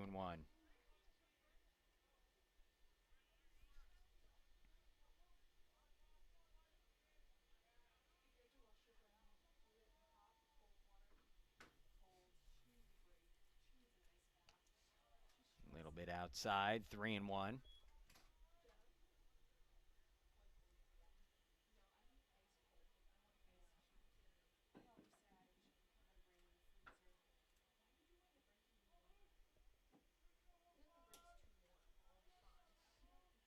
Here's the 3-1 pitch. And it stays outside, ball 4, and a 2-out walk issued to Meister. And that will bring Tyler Nee to the plate. Nee 0 for 2, a fly out into foul territory, and a strikeout swinging in his 2 plate appearances. You know, one other point, taking a look at that Brandeis NYU score, and NYU has tied the game with 2 outs in the 9th on a sacrifice fly. So it's now 15-15, bases empty, and that one looks like headed to the bottom of the 9th as Nee takes ball 1, and that will bring Steve Grunberg out. But, you know, looking at these scores in the UAA, so, you know, game 1 yesterday, Emory plays Wash U, 21-7 the final score. You see Emory putting up 21 runs in a game that Wash U pitched, presumably their number 1 starter in, you know, one of their better starters. Game 2 today, you see Emory put up 12 runs. Granted, they scored 9 of those in extra innings, so maybe a bit of an outlier there. But, you know, another game where a team scores double-digit runs. Today, game 1 of the NYU Brandeis series. That game's still going. There's 30 runs scored between the 2 teams, 33 hits. So, it's – I don't know we've seen this in the UAA. We've seen big run totals, certainly, and that's not anything new. What we haven't seen is those big run totals coming on game 1s of series and routinely that happening. You know, those are the games that you're supposed to be pitching your top starters in. And, you know, for the UAA this year, it just hasn't worked out that way. So, least effectively, I just think pitching is down in the conference this year and hitting is probably up a little bit. Certainly the Spartans, probably their best offensive team in program history, I would say. Certainly one of the top teams. Maybe you could look at that 2011 team or the 2014 team, but this team's certainly up there with them. NYU is always a good hitting team, particularly out of conference. It's an NYU team that has a tendency to beat up on some non-conference opponents as that swung on and missed that, and it's 1-2 now on Nee with 2 outs and a runner at first. But, you know, you expect Emory to be able to pitch effectively. You expect Wash U certainly to pitch effectively. That's their tendency. Runner goes, the pitch taken outside. Throw goes down to second, not in time.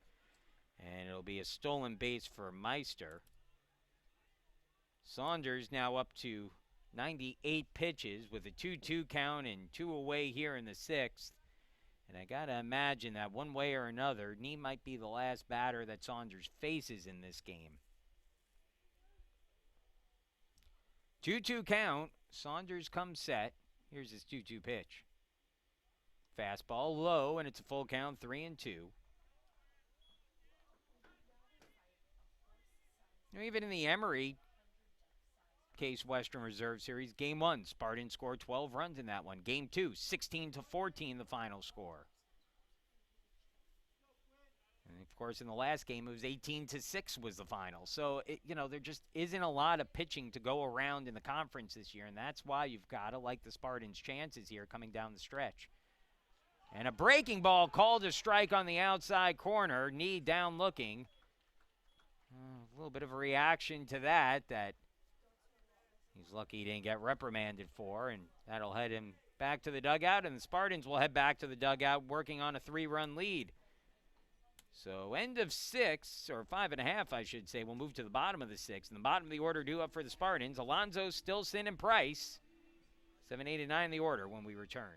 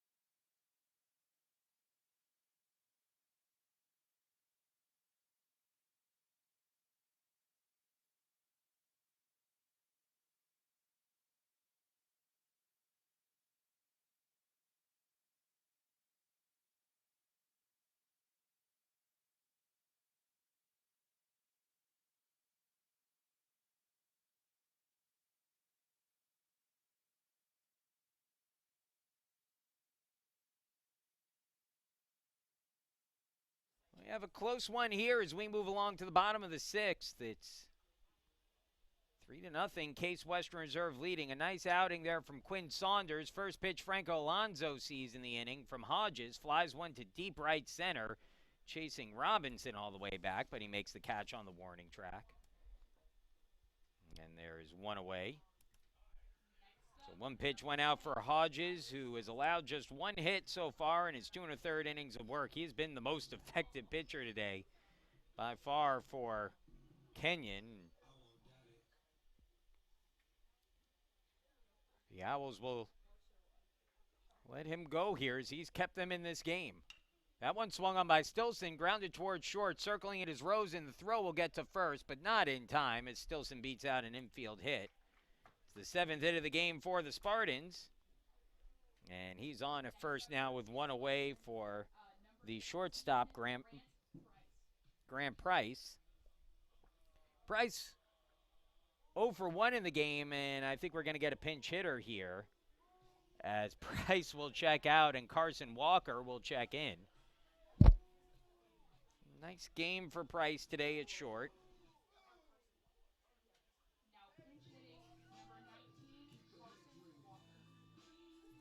So Walker, who has seen his playing time decrease a little bit, and not really for fault of his own, it just is more about his positions where he plays on the field. Probably his best position is catcher, and he's blocked there by Powers and Anderson, and maybe even Donahue as well. He plays a good third base, but obviously Powers is there. Stilson plays over there. So we've seen his time decrease here. Hits a ball towards deep left center field, but another one lined up by Robinson for the out. And Walker, on the first pitch he sees of his plate appearance, a hard out, but an out nonetheless. And there are two gone with a runner still at first now for Logan Andreyko. Logan's got hits in each of his last 2 at-bats. 2 for 3 in the game now, hitting at .339. He's got 4 hits in the 2 games today now. Nice showing for Andreyko in this one. He's starting to get hot again after cooling off briefly.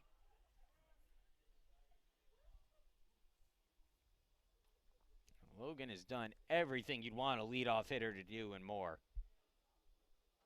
Good on base percentage. He has a good eye at the plate. Second on the team with 22 walks this season. Waits the first pitch from Hodges. And Andreyko fouls that off into the Spartan bullpen. It's 0-1.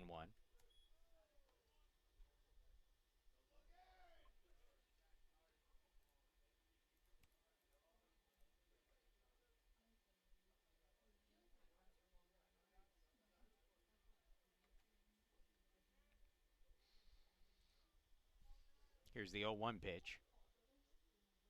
Breaking ball called strike, 0-2.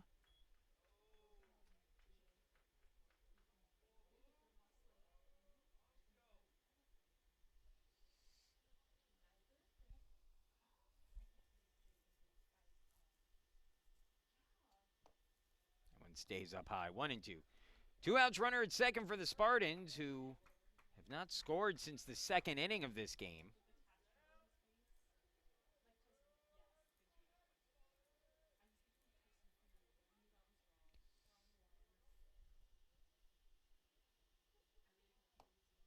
Taken up high, 2-2 the count.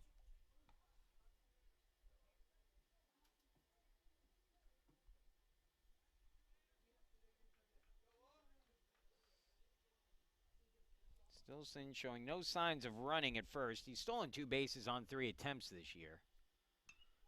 As that ball hit in the air, left field, playable out there for Zimmerman, who puts it away for the out.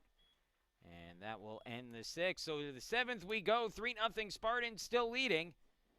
It'll be the bottom of the order for Kenyon, Price, followed by Russell and Zimmerman when we return.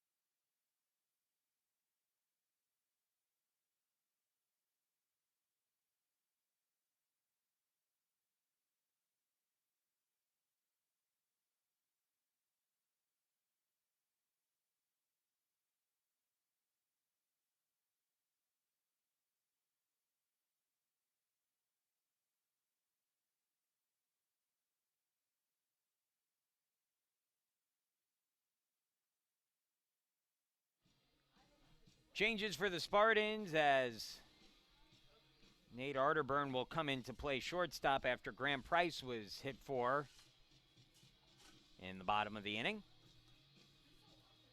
Taking over on the mound, meanwhile, is Jackson Brewer. We'll tell you more about him, but final line on Quinn Saunders, it was good. 6 innings pitched, 7 strikeouts, 4 walks, 2 hits, no runs.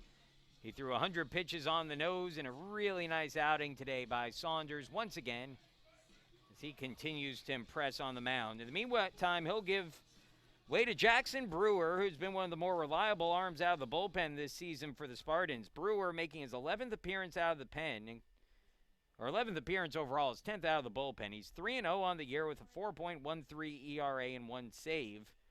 Through 28 and a third innings, he's given up 38 hits, 18 runs, 13 of those earned. He has struck out 30 and walked just 5. Again, opponents hitting .322 against him, but Brewer has been able to navigate some hits allowed because he tends to not walk batters. Again, just 5 in almost 30 innings this year. First pitch swung on and missed at by Price, and the count goes to 0-1. Bottom of the order to face Brewer, Price, Russell, and Zimmerman in a 3-run game. 3-0 Spartans leading. Outside corner for a called strike, 0-2. Brewer has been good this year. He is a junior out of Greenville, South Carolina, Wade Hampton High School, 6'3", 190 pounds. Brewer shakes a sign off, now set to deliver the 0-2. And the fastball misses outside, 1-2.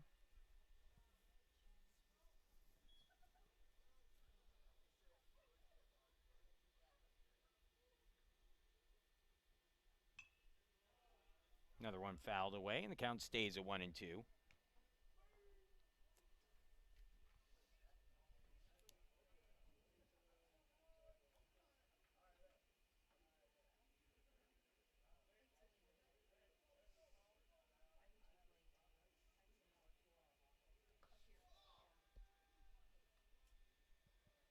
Misses for a ball, 2-2.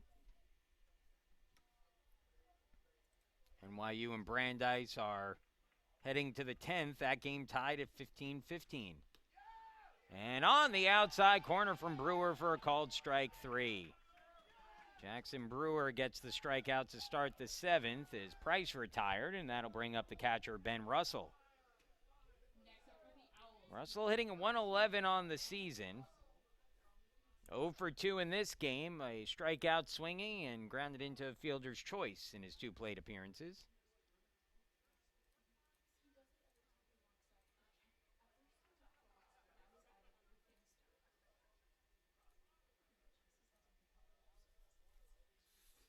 Brewer's first pitch, fouled down the third baseline, 0-1.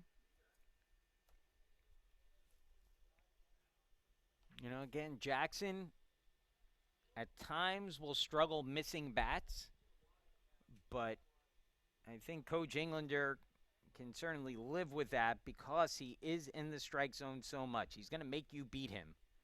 That's how Jackson Brewer operates, and it's been successful this year. That one fouled back, and it's 0-2.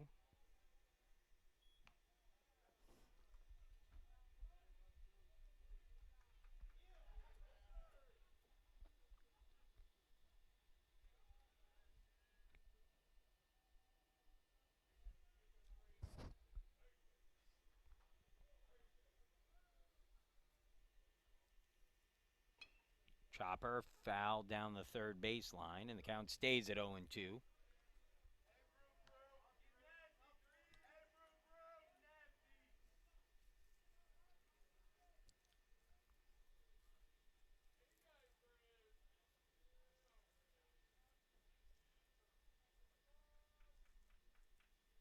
Here's the 0-2 from Russell, from Brewer to Russell, I should say.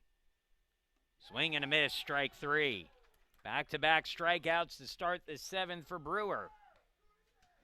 Next up for the Owls, number 4, Ben Zimmerman. So 2 gone, and the 9-hitter, Ben Zimmerman, will step to the plate. Zimmerman did not start in Game 1, getting the start here in Game 2. He's 0 for 1 with a walk.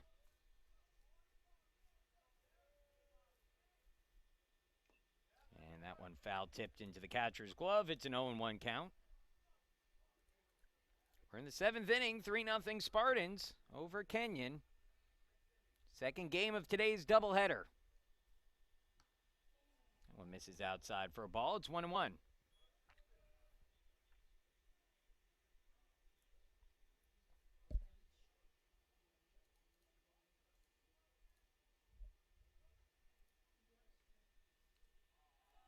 And Brewer hits the batter. So Zimmerman hit by the pitch. He'll be on at first with 2 away and back to the top of the order for Kenyon. That'll bring Nate Rosen to the plate. As the Owls trying to rally.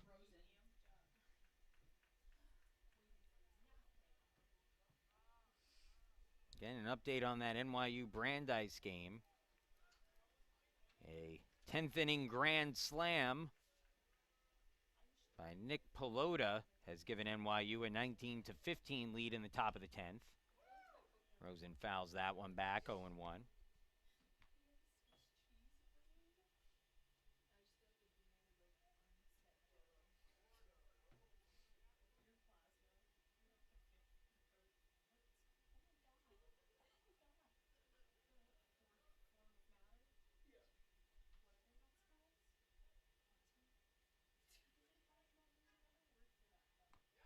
Called strike, 0-2. So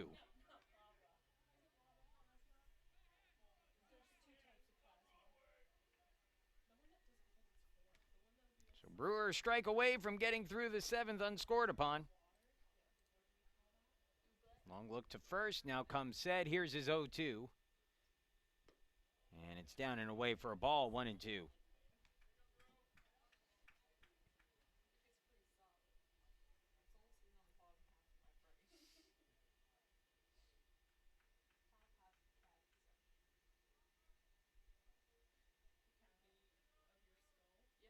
One, 2 offering from Brewer. Runner goes, the pitch taken up and in for a ball, and safe at second base on the steal is Zimmerman.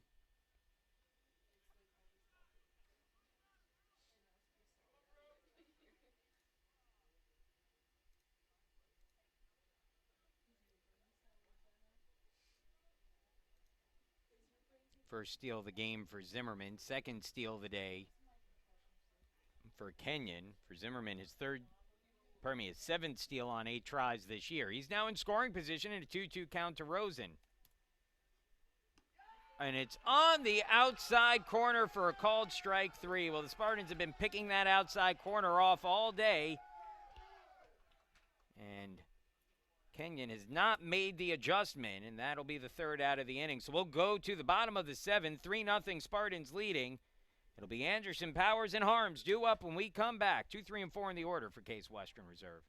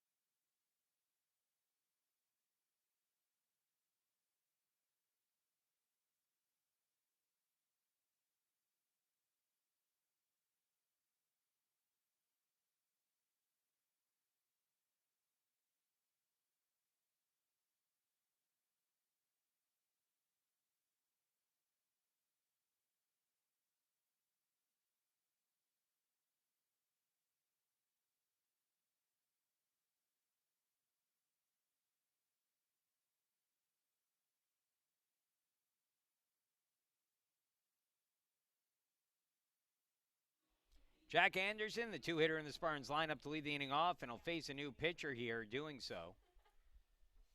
It'll be number 7, Lewis Cropper, whose first pitch to Anderson misses up and out, ball 1. Anderson, the designated hitter in today's game. Jack has gone 1 for 3 with a run scored. And hits that one hard toward short, backhanded, but no play at first, and that's an infield hit for Anderson.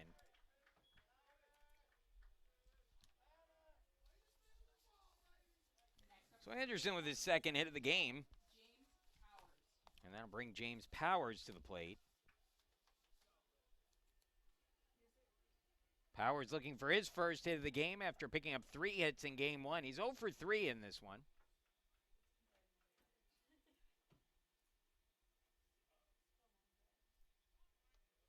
And that one gets away as Powers squares to bunt, and the wild pitch will move Anderson up 90 feet to second base.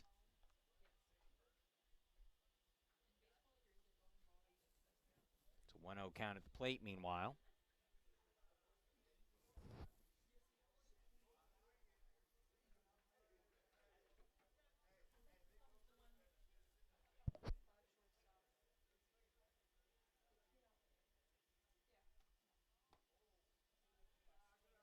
Inside for a ball, 2-0.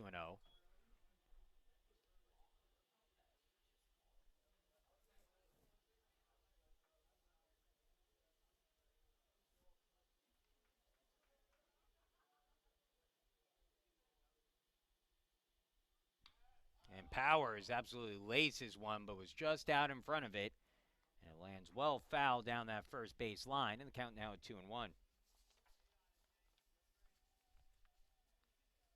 Cropper, a junior out of Norwalk, Connecticut, St. Luke's High School, 6'4", 215 pounds.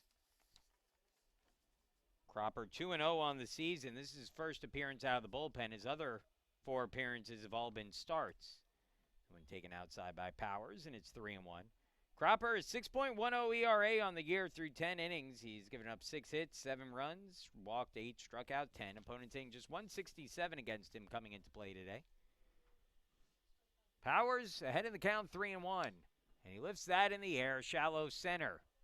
Coming over to get it is Robinson, and he puts it away for the out. Anderson, who's an aggressive base runner, takes a few steps off the bag, forces a throw, but doesn't advance. And he'll be standing at second still.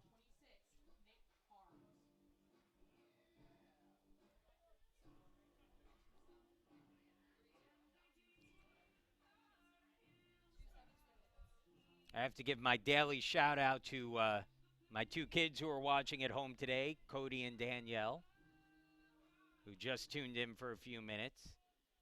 I don't know if the dog Dudley is at home watching. Dudley doesn't like the beeping in the background. That's a big issue in our household. The scoreboard beeping is Dudley's a little bit of a special needs dog sometimes and needs a little bit of extra care. Not going to lie, we have to hold his water for him sometimes, so he'll drink out of it. He drinks out of Dixie cups. But not a big fan of the beeping scoreboard in the background. Hopefully some of the other dogs at home are dealing better with that than poor Dudley is, the 12-pound Morkie. That misses outside for a ball, 1-0.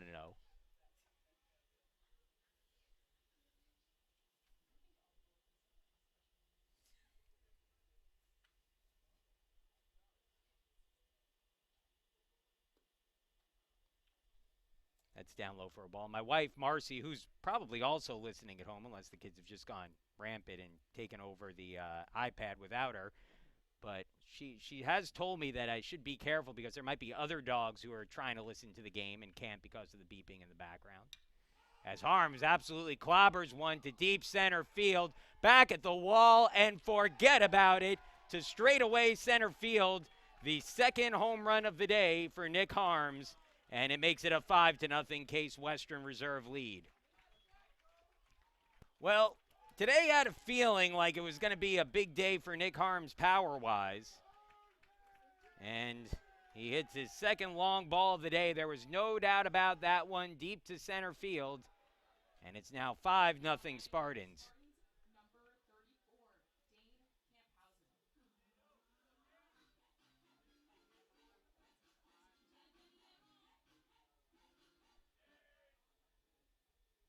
8th home run of the season for Harms, as Dane Camphausen takes that down and away for a ball.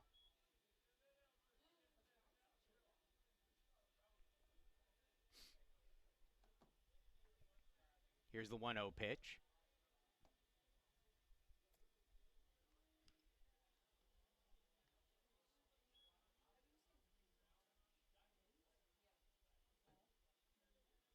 Two-0 pitch to Camphausen. Down and away, ball 3-0. Cropper has struggled to find the strike zone, and in this outing so far, he's thrown 13 pitches, just 4 in the strike zone, and 2 of the 4 that have been in the strike zone have been hit hard. A single for Anderson and a home run for Harms, and now on a 3-0 pitch, Camphausen hit. And he'll reach first base, and that'll bring Zach Carinci to the plate with a runner on and 1 away.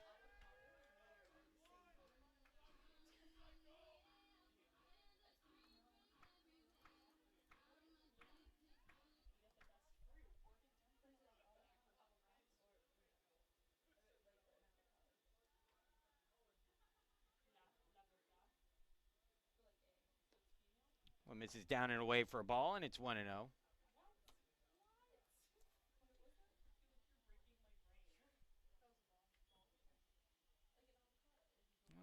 Spartans can break this game wide open here after it's stayed close for most of the day.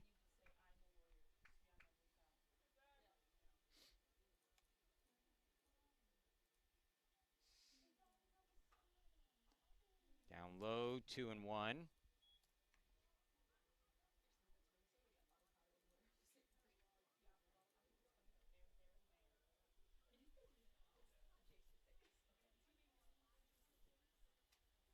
Here's the 2-1 pitch. Down and in the dirt. 3-1 now on Currency.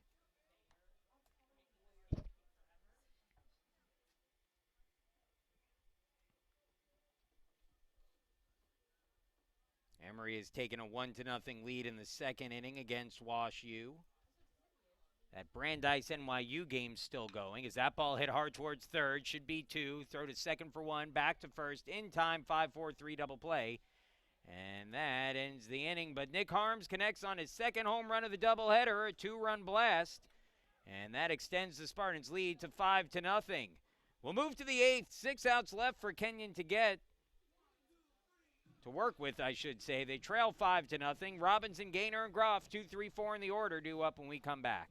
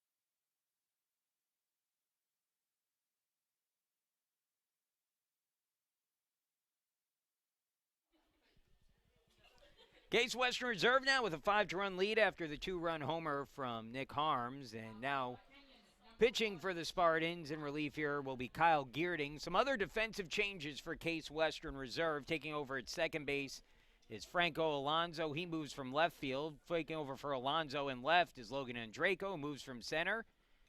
And now playing center field, coming into the game and batting in Zach Currency's spot, 6th in the order, is Matt Trout. First pitch foul back, offered by Geerding to Robinson. 2, 3, and 4 in the order, as Geerding skips that one in, and the count goes to 1-1. Kyle Geerding has, again, got off to a rough start to the year. He was initially penciled in as one of the top starters for the Spartans, but struggled early on in the year, but since then has really settled in nicely and has had a couple of good outings in a row. That one fouled off, and it's 1-1. Geerding now 0-2 on the season with an 8.66 ERA, but again, that ERA is down significantly from where it was earlier in the year.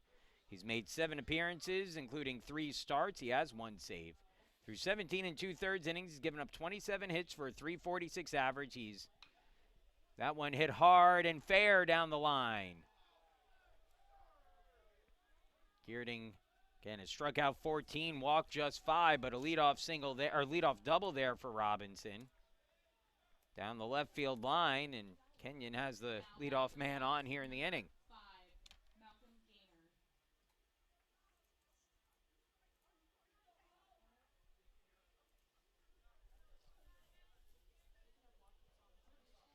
Matt Englander now is going to come out here and have a talk with Geerding. And, it's a quick meeting on the mound here. Englander just putting his hand on Geerding's shoulder. I don't think this is a strategy talk as much as it is just a hang in there, keep it going, let's get some outs kind of pep talk here from Englander, if I had to take a guess.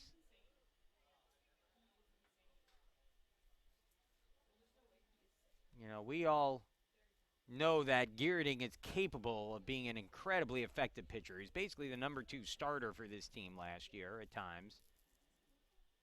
A regular in the rotation. Again, a really good pitcher. He just lost his way a little bit this year and starting to maybe find his way out of that.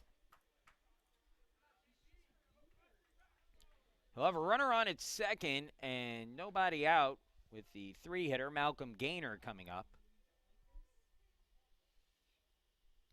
First pitch to Gaynor. In the dirt for a ball. It's 1-0. NYU, the winner against Brandeis, 19-6 the final score there. Brandeis loaded the bases in the bottom of the 10th inning, down 4. They got 1 run. As the runner goes, the pitch swung on and missed at, and it rolls to the backstop. It'll be a stolen base as the count evens 1-1. Robinson moves up. That's his 19th stolen base of the season, first of the day.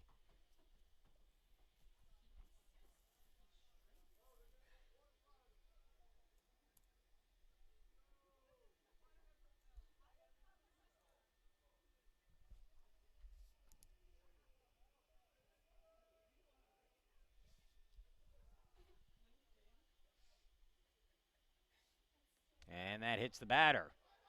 And Gaynor tosses his bat.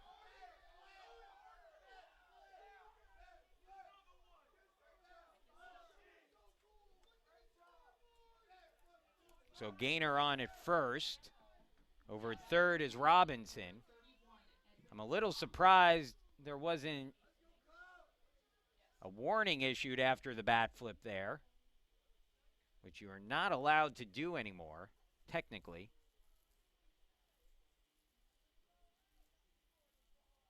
So it's first and third now with nobody out, and that one fouled off by the cleanup hitter, Edwin Groff, 0-1.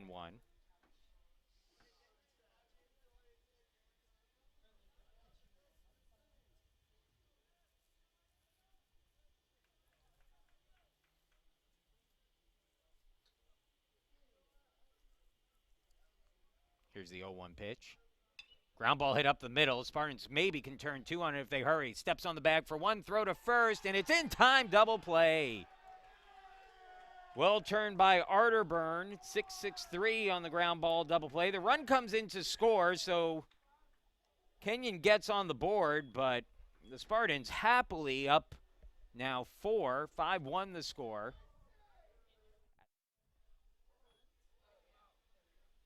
No RBI there for Groff. And again, the Spartans will happily trade the 2 outs for the run there. And now the bases are empty, 2 away, and the batter will be Luke Meister. Meister swings at the first pitch, fouls it back, and it's 0-1.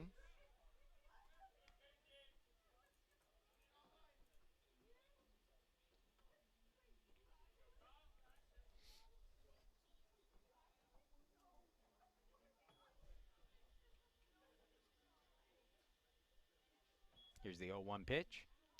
Chopper back to the pitcher. Geerding has it. Will jog it halfway to the bag before the underhand flip over to Camphausen. And Geerding, despite giving up the run, works out of an early jam in the inning with a double play and a ground out, and we'll move along into the bottom of the 8th. The Spartans leading 5-1 as we move to the 8th. It will be the bottom of the Case Western Reserve order. Alonzo, Stilson, and Arterburn due up when we return.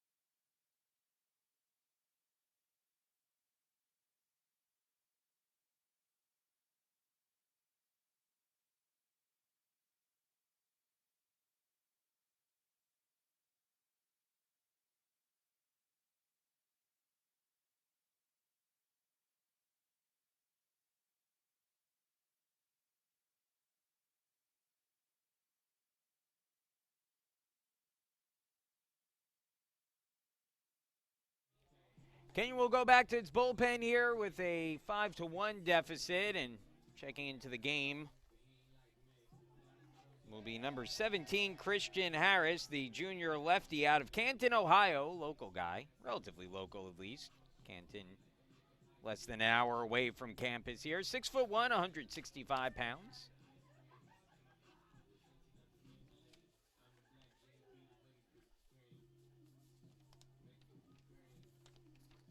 Harris on the season, making his 9th appearance. All of them have been out of the bullpen. He's 0-1 with a 5.06 ERA and 1 save. Through 16 innings, he's given up 14 hits, a 241 opponent's batting average. He has struck out 17, walked 11. And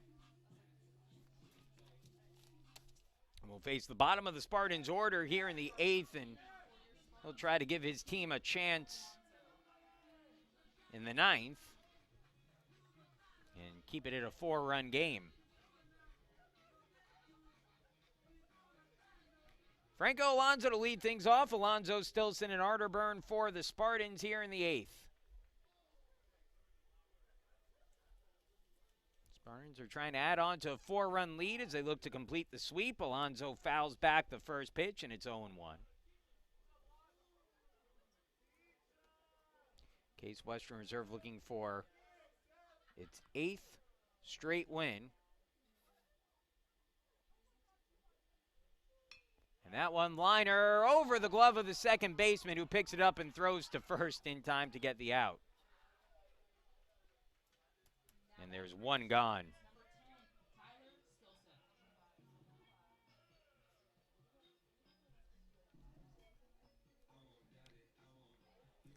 The Spartans, with the win here, would have their longest winning streak of the season, 8 games. And would mean 15 out of the last 16 games that the Spartans have won. That ball hit hard over the glove of the shortstop and into left field for a base hit for Stilson. So the Spartans have come out swinging it well.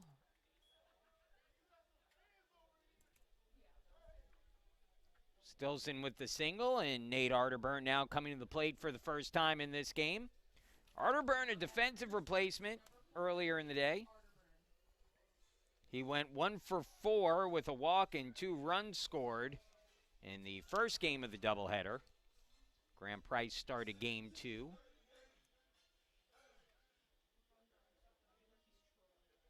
Runner goes, the throw goes down to second, and it is in time to get the out. So Stilson caught stealing 2-4, and that'll be the second out of the inning.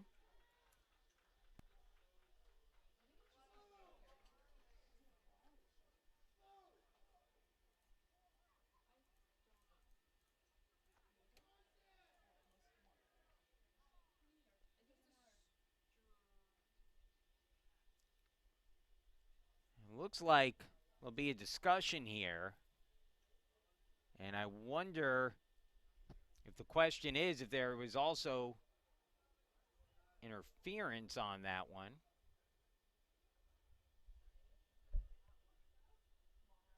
In which case, Arterburn would be out on the play as well.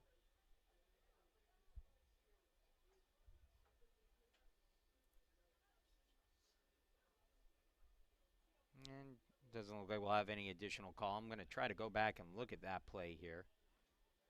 Yeah, I think the question was Arterburn kind of swung the bat around after his swing, but it didn't appear to interfere with the play. I do believe that was a strike.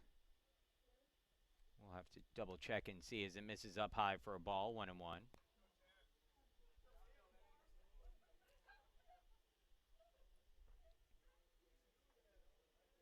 Here's the 1-1 pitch. 2-1.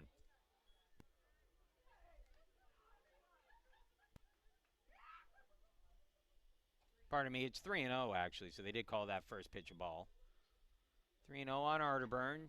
2 outs, bases empty. And he takes a called strike, 3-1.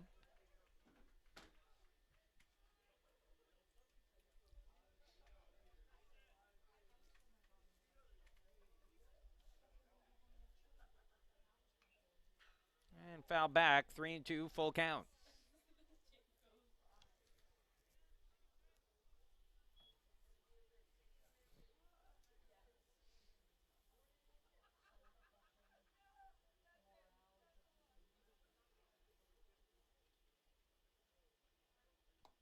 Swing and a miss, strike 3. So good job by Harris to battle back there, and he gets through a scoreless 8th. Last chance coming up for Kenyon. The Owls. There we go. I finally did it. The Owls trail in this one, 5-1. It'll be Nee, Price, and Russell due up. Last chance for Kenyon when we come back.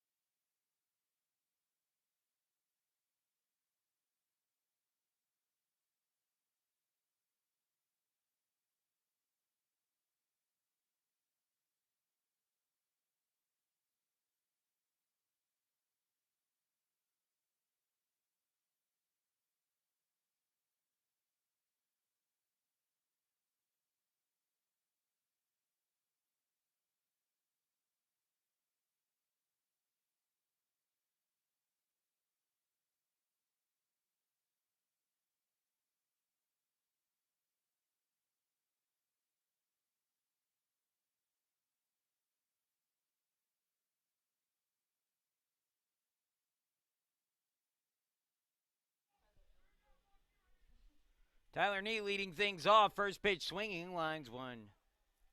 Foul down the line.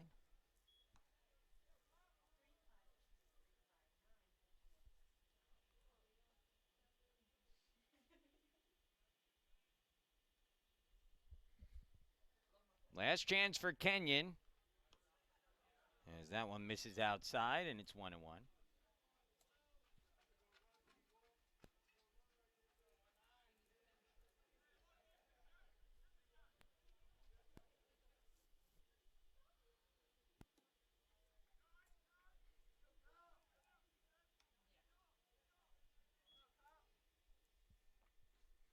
Five 5-1 Spartans leading. Kyle Geerding on the mound trying to close this one out for Case Western Reserve in his second inning of work. And that ball hit in the air deep towards right. Lining it up is Harms, blocking the sun with his glove, reaching up and making the catch for the out. And Nee retired. So one gone. 2 outs left here for Geerding to get. And it looks like we'll get a pinch hitter coming up here. This will be Parker Gibbons, the left-handed hitter, who will bat for Price. Now pinch hitting is number 30, Parker Gibbons. Gibbons hitting a .231 on the year.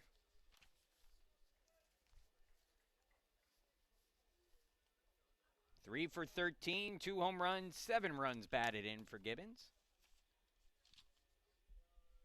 First pitch. Swung on, hit hard, and threw for a base hit. So Gibbons with the 1-out single.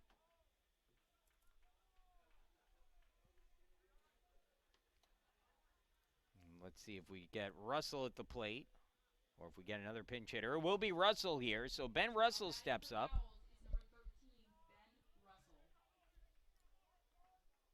Russell hitting a 100 on the season. He's 0 for 3 in the game today.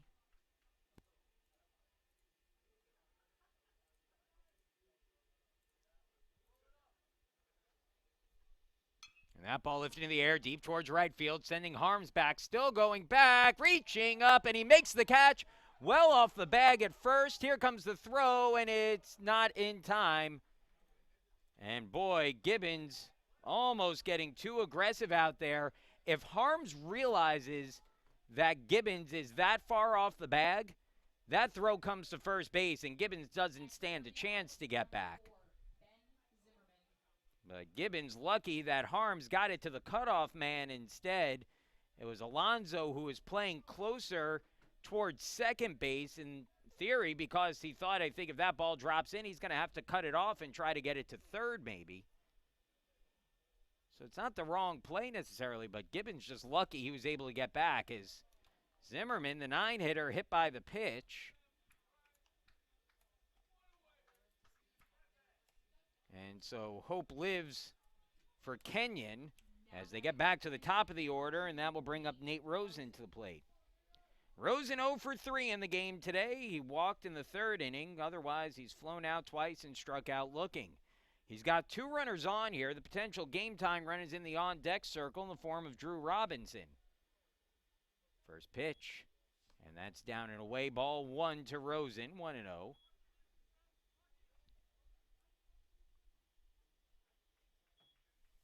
Rosen, the last batter in the lineup to face Geerding. Robinson out on deck, doubled against Geerding. And the first batter that Geerding faced in the game. So certainly if you're Kyle here, you'd like to take care of things with Rosen at the plate rather than leave things to Robinson out on deck. Here's the 1-0. And it misses down and in, 2-0.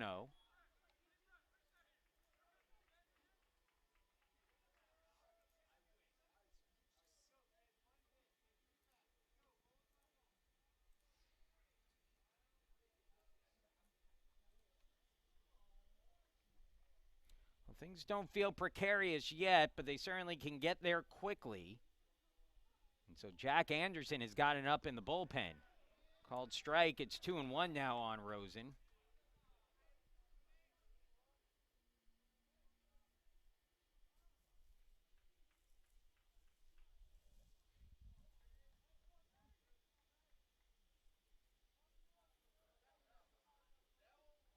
Here's the 2-1 pitch.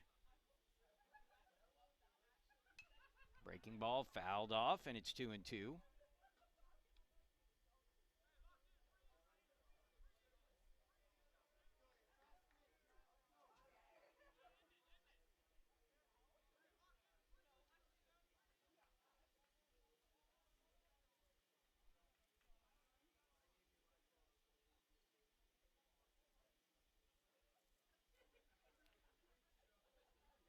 So Rosen, a 2-2 count. Geerding looking for one more strike. Kenyon down to their final strike. Here's the 2-2.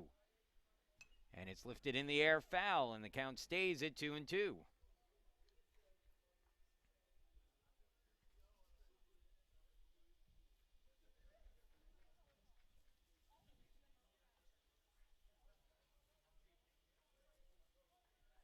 Geerding digging in on the mound.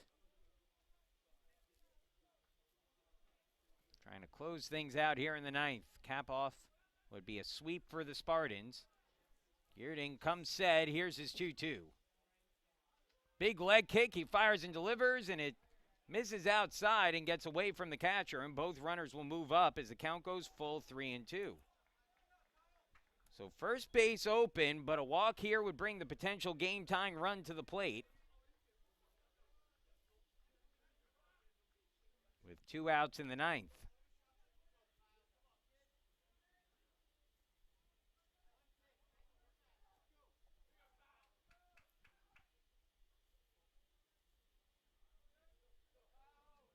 Geerding peers down at Powers. Receives the signs through his pitch comm. Here's the 3-2 on the way. And it's up and in, ball 4. And the walk issue to Rosen will load them up. With Drew Robinson out on deck. Now batting for the Owls, number 1, Drew Robinson. Matt Englander on the edge of the grass, and he'll head out there. And I imagine he'll make the pitching change here to bring in Jack Anderson, but it probably will come after a meeting on the mound. I imagine he's going to try to give Jack a couple of extra warm-up throws in the bullpen. He did not get up until late. And so Jack will finish his warm-ups in the bullpen, and I believe the Spartans will make the change. And Anderson will enter this game with the bases loaded and 2 away, looking to get one final out.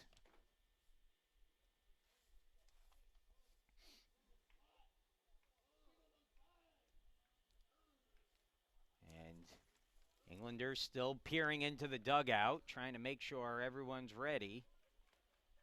Or pardon me, into the bullpen, and indeed he lifts his hand, makes the call.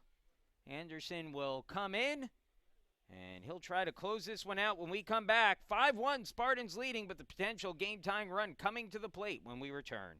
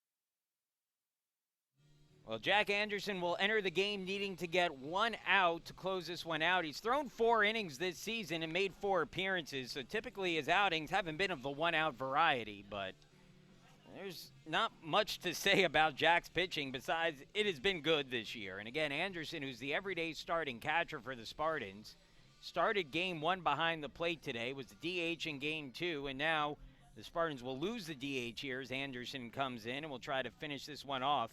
Anderson, no record on the year through his 4 appearances, but he's got 4 saves. He's the break glass in case of emergency closer for the Spartans, who have used him sparingly on the mound this season, but they're certainly not afraid to. And if I'm not mistaken, this will actually be Anderson, I believe I believe it's his first appearance on the home mound this year at Nobby's ballpark, but I'll need to double check that. Jack threw 4 innings, has allowed just 2 hits, 1 walk. He struck out 6. Opponents hitting just 154 against him. But again, it's a high-pressure situation here for Anderson, who's coming to pitch here with a 4-run lead, but with the bases loaded. It is a save opportunity for Jack, as he aims to close this one out.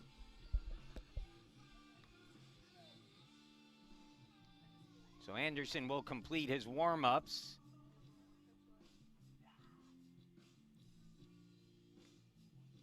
And then we'll face Drew Robinson with the bases loaded. Now batting for Kenyon, number 1, Drew Robinson. Jack did not pitch last weekend. He did pitch at home previously this year against the University of Chicago. But again, 4 appearances on the mound. He's gone 1 inning in each. Just needs to get 1 out here, but it comes with the bases loaded, 2 away, and the potential game-tying run at the plate in Robinson. Robinson doubled in his last at-bat, and the first pitch from Anderson is in there for a called strike. Robinson hitting at .368 on the year. He's got 1 home run, 21 runs batted in. He scored the only run of this game for Kenyon. It came last inning.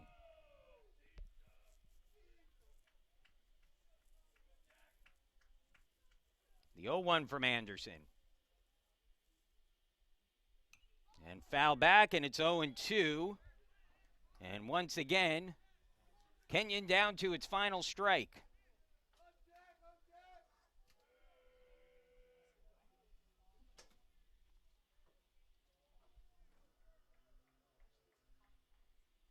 So the 0-2 on the way to Robinson. Anderson sets on the hill. Here's the 0-2 pitch. From the stretch delivers.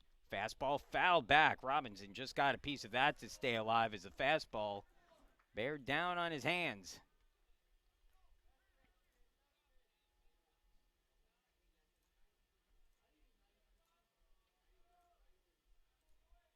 Another 0-2 offering. Anderson comes set. His 0-2. And it just misses outside. He almost got Robinson fishing for that one. And the count goes to 1-2.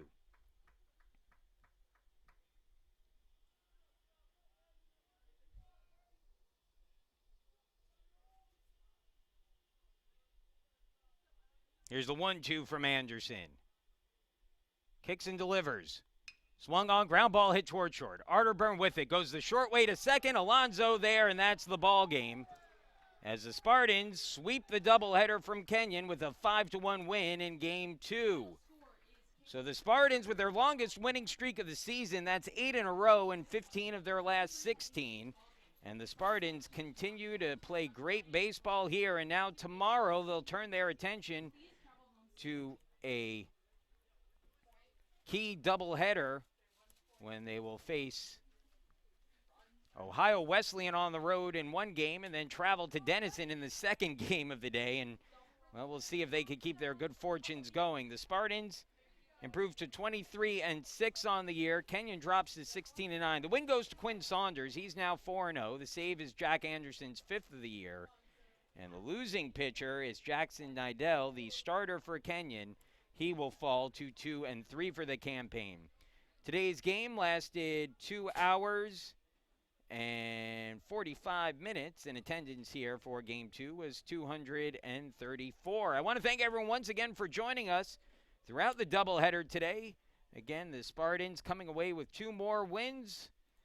They've won 8 in a row. They're 23-6 now. It's been a great year, and it continues for Case Western Reserve. Our next home game won't be for a while. The Spartans will be on the road for the next 6 before coming back home when they will take on, Wash U in 2 weeks. But, again, some big games coming up before then, including a road series at NYU. Number 2, Denison tomorrow. So certainly some big things on the horizon for the Spartans. Want to thank everyone once again for joining us. Again, final score, Game 1, 16-6. Game 2, 5-1. The Spartans with the sweep. Have a great evening, everybody. We'll see you later.